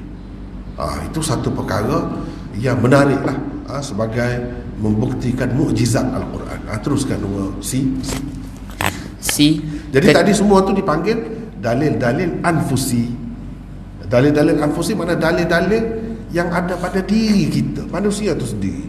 Kalau dia fikir, kalau dia perhatikan, nescaya dia akan nampak Allah Subhanahu Wa Taala Maha Pencipta. Teruskan. C. Ketika mengemukakan dalil-dalil afaki untuk membenarkan tauhid khaliqiyah, Allah telah mengemukakan kejadian 7 jalan di langit. Allah tidak pernah lalai daripada kejadian dan ciptaannya. Ayat 17. Ini satu lagi yang menarik di dalam surah ini, iaitu disebut biasanya sab'a samawat, Tuhan menjadikan di atas kamu 7 langit. Ini tidak sebut 7 langit, tapi dia sebut 7 laluan. Sab'a tara'iq, 7 laluan besar. Maknanya ada tempat lalu. Tempat lalu tu maksudnya tempat lalu planet-planet kau, tempat lalu macam mana. Orang dulu tak boleh tahu tu. Orang zaman sekarang dia tahu. Sebab biasalah naik kapal terbang pergi ke sana, pergi ke sini. Dia bukan lalu ikut dan dia ikut suka pergi. Ada laluan dia. Yang biasa-biasa ni pun kena lalu ikut cara. Apatah lagi kalau planet-planet. Kerana ikut laluan-laluan yang tertentu lah, tidak berlanggar, tidak belanggar tu orang kata, tak berlanggar, tak terlanggar tu. Kalau terlanggar jadi macam mana? Pecah lah. Sebab begitu kuat berlari itu. Dan dalam Quran dia sebutkan yajri wasyamsu tajri. Tajri itu makna berlari. Bukan berjalan biasa, berlari. Mana derah, kuatlah, laju perjalanannya itu. Jadi itu ada benarnya. Ahli-ahli sains mengatakan planet-planet memang berlari. Betul. Dalam Quran pun sebut begitu. Dan ini juga menyebabkan ahli-ahli sains sekarang ini berfikir, ini bukan kitab biasa. Sebab itu negara-negara barat yang maju dalam bidang sains pun ramai mereka masuk Islam. Bukan saja-saja mereka masuk, dia perhati benda-benda begini. Benda-benda begini. Lalu nampaklah mukjizat Al-Quran itu. Dan Al-Quran ini daripada Allah. Dengan itu mereka beriman. Jadi disebut sab'a tara'iq wa ma kunna 'anil khalqi ghafilin. Ini penutup ayat. Sebagaimana saya selalu sebut dah, kena tengok hujung ayat tu. Dia sebut sifat Tuhan macam mana. Dan kami tidak daripada kami terhadap kejadian makhluk kami itu tidak lalai. Mana kalau lalai, kita tengok sekarang ni LRT ke MRT ke apa-apa ke, tak ada driver. Tak ada driver pun ada orang kawal tu. Kalau tak ada orang kawal macam mana jadi? Kalau lalai, leka. Terutamanya kalau kereta api ke apa macam gini, jalan lain dia tu, kadang-kadang terpisah. Terpisah, jadi pergi ikut lain. Ni pada masa ni kena bertemu, pergi ikut lain. Tak berlanggar tu. Sebab apa? Sebab manusia jaga. Itu berapa baru rate, berapa banyak. Kita berjalan di atas jalan ni tidak berlanggar. Sebab masing-masing ada driver tu, duduk pegang steering tu. Sebab itu tidak berlanggar banyak pun. Tetapi itu pun kita tengok berlaku juga. Dalam keadaan ada lesen, dalam keadaan sebab apa? Kita manusia ni kelemahan. Jadi Tuhan kata dia tidak lalai. Sebanyak mana planet ni tidak terhingga sampai sekarang ni pun ahli sains tak tahu sebanyak mana sebenarnya. Banyak sangat. Agaknya sebanyak pasir kecil-kecil di tepi pantai itu. Ini planet-planet yang besar-besar ni, termasuk bumi ni. Dalam alam semesta ni ibarat sebiji pasir di tepi pantai itu. Dan banyak lagi tu. Begitulah. Jadi bagaimana tu berlari tu ikut jalan masing-masing, tak pergi, tak masuk dalam lain orang lain tu. Sebab Tuhan tidak lalai. Kalau Tuhan lalai, siapa nak? Kita kan jaga? Tentu tidak. Kalau LRT ke, MRT ke, monorail ke, apa ada orang yang kawal, ada master dia tu yang kawal. Ada stesen dia. Ibu dia, pusat dia ada tempat kawalan tu, pusat kawalan. Sekarang ni itu siapa kawal? Siapa kawal? Itu berjalan dengan baik, tak ada apa.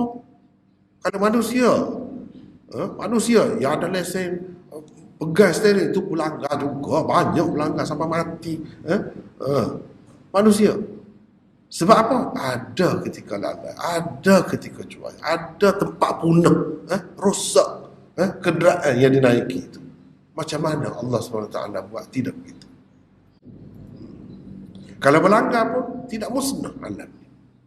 Memang hikmat Allah SWT Tuhan nak dia berlanggar. Kalau katakanlah berlanggar, memang nak. Adalah tu hikmat dia.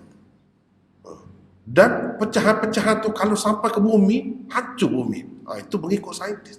Hancur bumi.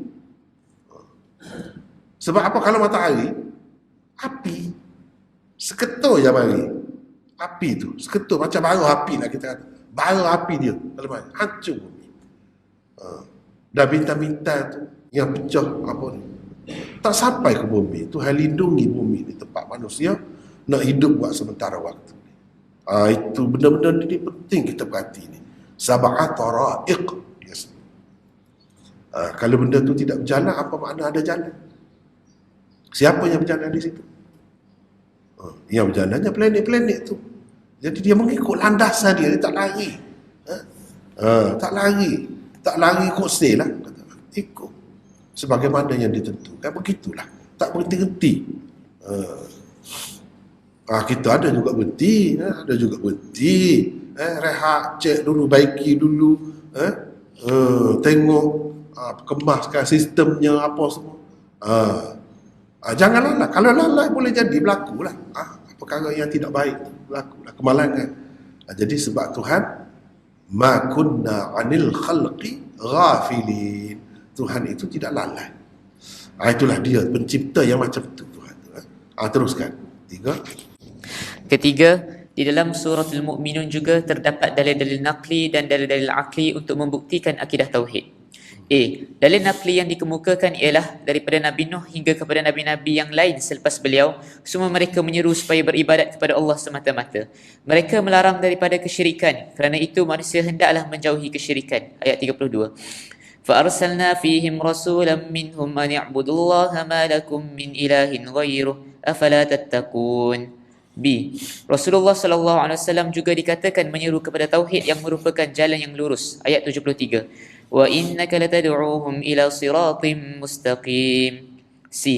Dalil-dalil akli untuk tauhid juga diberikan. Allah Subhanahu Wa Taala dikatakan tidak mengambil anak dan tidak juga mempunyai anak. Tiada siapa pun yang berkongsi dengannya dalam sifat ketuhanan dan sifat menciptanya, yakni sifat khaliqiyahnya. Kalau Tuhan pencipta ada ramai, maka masing-masing daripadanya akan membawa hasil kejadian dan penciptaannya secara berasingan, dan masing-masing daripadanya berlumba-lumba untuk mengatasi yang lain. Sedangkan Allah Maha Suci daripada segala kekurangan dan keaiban. Ayat 91. Ini kalau kita tengok di sini ayat 91. Ini Tuhan sebut ni dalil akli, logik, tak dalil nakli yang dinukilkan. Dalil nakli yang dinukilkan daripada Nabi itu, dinukilkan daripada Nabi ni, dinukilkan daripada kitab itu dalil nakli. Dalil akli mana kita fikir dengan akal.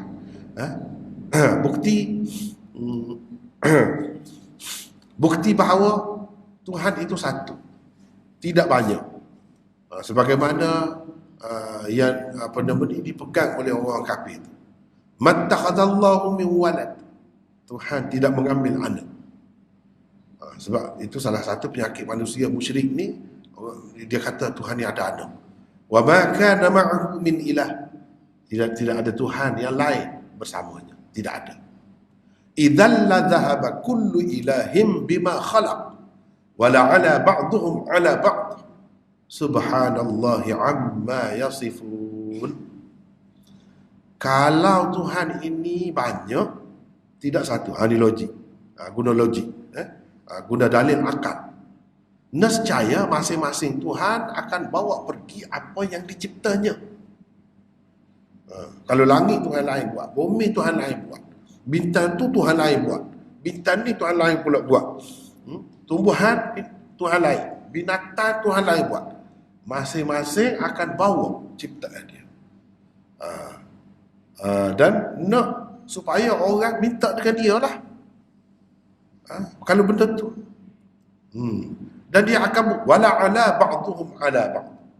Dan dia akan mengatasi satu sama lain, akan berebut. Sebagaimana kita tengok dalam dunia ni selalu berlaku kan? Selalu berlaku. Satu negeri bila dia berasa dia lebih kuat, dia berseger-segar negeri lain. Negeri itu masuk dalam wilayah dia. Bila dia kuat lagi, dia pergi segar negeri itu pula. Kan berapa banyak negara-negara Islam dulu duduk dalam Soviet Union tu selama mana? Berpuluh-puluh tahun. Lepas tu kemudian tu barulah merdeka. Kita jadi pecah pula. Ni jadi Turkmenistan, ini jadi Chechen, ini jadi Uzbekistan. Macam-macam jadi tu. Pecahan. Dulu macam mana? Bila dia kuat, dia pergi serang. Itulah yang berlaku. Kalau Tuhan itu pencipta, ada lagi Tuhan, dia akan berebut. Sebagaimana kita tengok dalam dunia, memang begitu. Adakah berlaku begitu? Dan kalau berlaku begitu, dia jadi perang Tuhan, perang sama Tuhan. Dan hasilnya apa? Kita yang jadi mangsa. Kitalah yang akan menerima akibatnya. Akan tengok, ni kenapa ni? Tahun ni padi tak ada. Oh, Tuhan tu kalah. Tuhan yang jaga padi, jaga tanaman tu kalah. Jadi Tuhan tu tak bagi lagi. Contohnya, Tuhan tu duduk dalam kekuasaan dia dalam proses. Nak susun semula cara pembahagian hasil tanaman ni. Tuhan tu. Kan seperti mana kita tengok kan satu-satu kerajaan berubah tu. Dia ambil masa juga. Nak tukar polisi dulu kepada polisi baru. Begitu. Bahagian lain pula akan kata. Kita kata kenapa tak berjalan dia? Oh, sebabnya gini. Dia akan ada benda-benda macam tu. Tetapi kita tengok dalam alam semesta ni tidak begitu. Jalan. Molek saja. Terus berjalan. Tak ada apa pun. Yang tak kena, terus berjalan. Ini menunjukkan tidak ada perebutan. Tidak ada usaha saling menguasai satu sama lain, itu tidak ada. Tak ada Tuhan nak berebut dengan sesiapa pun. Kalau ada, hanya dalam dunia manusia yang berebut-rebut. Manusia yang Tuhan bagi bumi ini duduk berebut. Ni nak bahagian ni nak bahagian ni. Dulu ada dalam peta negeri ni, sekarang ni tak ada. Boleh kepada orang lain, ditukar nama lain. Begitulah keadaannya. Itu manusia. Tuhan tidak begitu. Tuhan tidak begitu. Tak perlu dia berebut dengan sesiapa pun. Subhanallah amma yasifun. Maha suci Allah daripada apa yang mereka gambarkan begitu. Mereka buat Tuhan ni macam manusia, macam makhluk begitu. Ada banyak, tapi dia tak fikir kalau banyak jadi macam mana sepatutnya. Sepatutnya begitu. Teruskan. Di akhir sekali dikatakan dengan jelas bahawa orang-orang yang mensyirikkan Allah dengan sesuatu yang lain langsung tidak mempunyai dalil dan bukti. Ayat 117. Wa may yad'u ma'allahi ilahan akhar la burhana lahu bihi fa innama hisabuhu 'inda rabbih innahu la yuflihul kafirun. Keempat, dalam suratul Mu'minun juga dinyatakan sikap orang-orang Quraisy yang tidak percaya kepada hari kemudian. Ada orang-orang musyrikin Mekah ketika menolak kepercayaan kepada hari kemudian dengan hairan berkata, adakah setelah kita menjadi tanah dan tulang belulang kita mereput, kita akan dihidupkan kembali? Ayat 82. Qalu a idza mitna wa kunna turaban wa 'idhaman a inna lamab'utsun. Ada juga orang-orang Mekah yang etis dan materialis. Kerana itu mereka menolak adanya hari kemudian. Mereka menganggap kehidupan hanya di dunia ini sahaja. Di sinilah hidup mati mereka. Mereka dengan yakin mengatakan manusia tidak akan dihidupkan kembali. Ayat 37. In hiya illa hayatuna dunya namutu wa nahya wa ma nahnu bimab'utsin. Di dalam ayat yang lain disebut ma yuhlikuna illa dahr. Tidaklah membinasakan kita kecuali dahr, masa. Sebab itu dipanggil dahri, ad-dahriyun. Golongan etis tu dipanggil dahri. Orang yang percaya alam ni lah menyebabkan dia mati. Nature dia kata. Tak ada Tuhan. Nature. Naturalist. Pokok ni dia percaya nature ni ya segala-galanya buat. Kalau kita tanya nature tu apa, dia pun tak tahu. Jadi ada juga di kalangan orang kafir ni macam-macam. Yang musyrik percaya kepada Tuhan banyak pun ada, yang tak percaya langsung kepada Tuhan pun ada. Ini contohnya di dalam Quran ada sebut. Kehidupan kita aja ini dunia ni saja. Yang lain tak ada. Kalau dalam ayat-ayat yang lain pun ada juga sebut Di sana ma yuhlikuna illa dahr. Daripada situlah puak-puak yang percaya begitu dipanggil dahriyin. Fahaman itu dipanggil dahriyah, atheism. Teruskan. Sikap orang-orang kafir yang tidak percaya kepada hari akhirat itu terhadap Rasulullah ialah mereka menganggap Rasulullah sebagai manusia biasa sahaja. Baginda bukan utusan Allah. Bagi mereka, bagaimana Rasulullah ini boleh menjadi utusan Allah sedangkan dia seperti orang-orang lain, makan dan minum. Sikap mereka yang seperti itu berpunca daripada kesombongan dan kesenangan hidup yang mereka nikmati. Kesenangan hidup dalam keadaan sombong seperti itu diberi nama itraf oleh Al-Quran. Orang-orang kafir seperti ini bukan sahaja tidak percaya akan pertemuan dengan Allah di akhirat kelak, malah mereka juga tidak percaya kepada kerasulan Muhammad. Ayat 33. وَقَالَ الْمَلَأُ مِنْ قَوْمِهِ الَّذِينَ كَفَرُوا وَكَذَّبُوا بِلِقَاءِ الْآخِرَةِ وَأَتْرَفْنَاهُمْ فِي الْحَيَاةِ الدُّنْيَا مَا هَذَا إِلَّا بَشَرٌ مِثْلُكُمْ يَأْكُلُ مِمَّا تَأْكُلُونَ مِنْهُ وَيَشْرَبُ مِمَّا تَشْرَبُونَ. Allah Subhanahu Wa Taala menegaskan kepada orang-orang yang tidak percaya kepada hari akhirat bahawa mereka juga pasti akan dihidupkan pada hari kiamat nanti. Ayat 16. Thumma innakum yawmal qiyamati tub'atsun. Allah Subhanahu Wa Taala juga menegaskan bahawa orang-orang yang tidak percaya kepada hari akhirat itu sebenarnya telah terpesong daripada siratul mustaqim, yakni jalan yang lurus. Ayat 74. Wa innal ladzina la yu'minuna bil akhirati 'anis sirati lanakibun. Di dalam suratul Mu'minun juga diberi gambaran hari kiamat, di mana ramai manusia yang memohon supaya dikembalikan semula ke dunia untuk mereka beramal soleh. Allah menyatakan bahawa orang-orang yang berkata begitu hanya mahu menyelamatkan diri semata-mata. Kepada orang-orang yang tidak percaya kepada hari akhirat juga dikatakan bahawa mereka akan berada di alam barzakh setelah mati mereka hingga ke hari kiamat sebelum mereka dihidupkan kembali. Ayat 100. La'alli a'malu salihan fima taraktu kalla innaha kalimatun huwa qailuha wa min waraihim barzakhun ila yaumi yub'atsun. Kelima, suratul Mu'minun juga mengemukakan beberapa sifat jelek pemimpin-pemimpin Quraisy yang musyrik. Beberapa sifat seperti mustakbir, yakni sombong, ali, yakni membesarkan diri, dan mutrafin, yakni orang-orang yang hidup penuh dengan kemewahan, dikaitkan dengan mereka. Firaun dan pemimpin-pemimpin tenteranya bersikap sombong dan mereka menganggap kedudukan mereka lebih tinggi daripada orang-orang lain. Ayat 46. Ila fir'aun wa mala'ihi fastakbaru wa kanu qauman 'alin. Kesombongan orang-orang kafir Mekah membuatkan mereka tidak menghirau langsung kepada ayat-ayat Allah. Sikap mereka terhadapnya tak ubah seperti orang-orang yang meninggalkan tukang cerita. Ayat 66 dan 67. Qad kanat ayati tutla alaikum fakuntum ala a'qabikum tankisun mustakbirina bihi samiran tahjurun. Ketua-ketua kaum yang kafir dan orang-orang yang tidak percaya kepada hari akhirat yang hidupnya senang lenang, mutrafin, menolak rasul-rasul dengan alasan mereka juga seperti kita, manusia biasa, makan dan minum seperti kita, bagaimana mereka menjadi rasul. Ayat 33. وقال الملأ من قومه الذين كفروا وكذبوا بلقاء الآخرة وأترفناهم في الحياة الدنيا ما هذا إلا بشر مثلكم يأكل مما تأكلون منه ويشرب مما تشربون. Akhirnya Allah mencengkam golongan mutrafin, yakni golongan yang hidup mewah dengan azabnya. Ayat 64. Hatta idza akhadna mutrafihim bil azabi idza hum yaj'arun. Keenam, suratul Mu'minun juga menyatakan sunnatullah dalam menggantikan sesuatu umat dengan umat yang lain.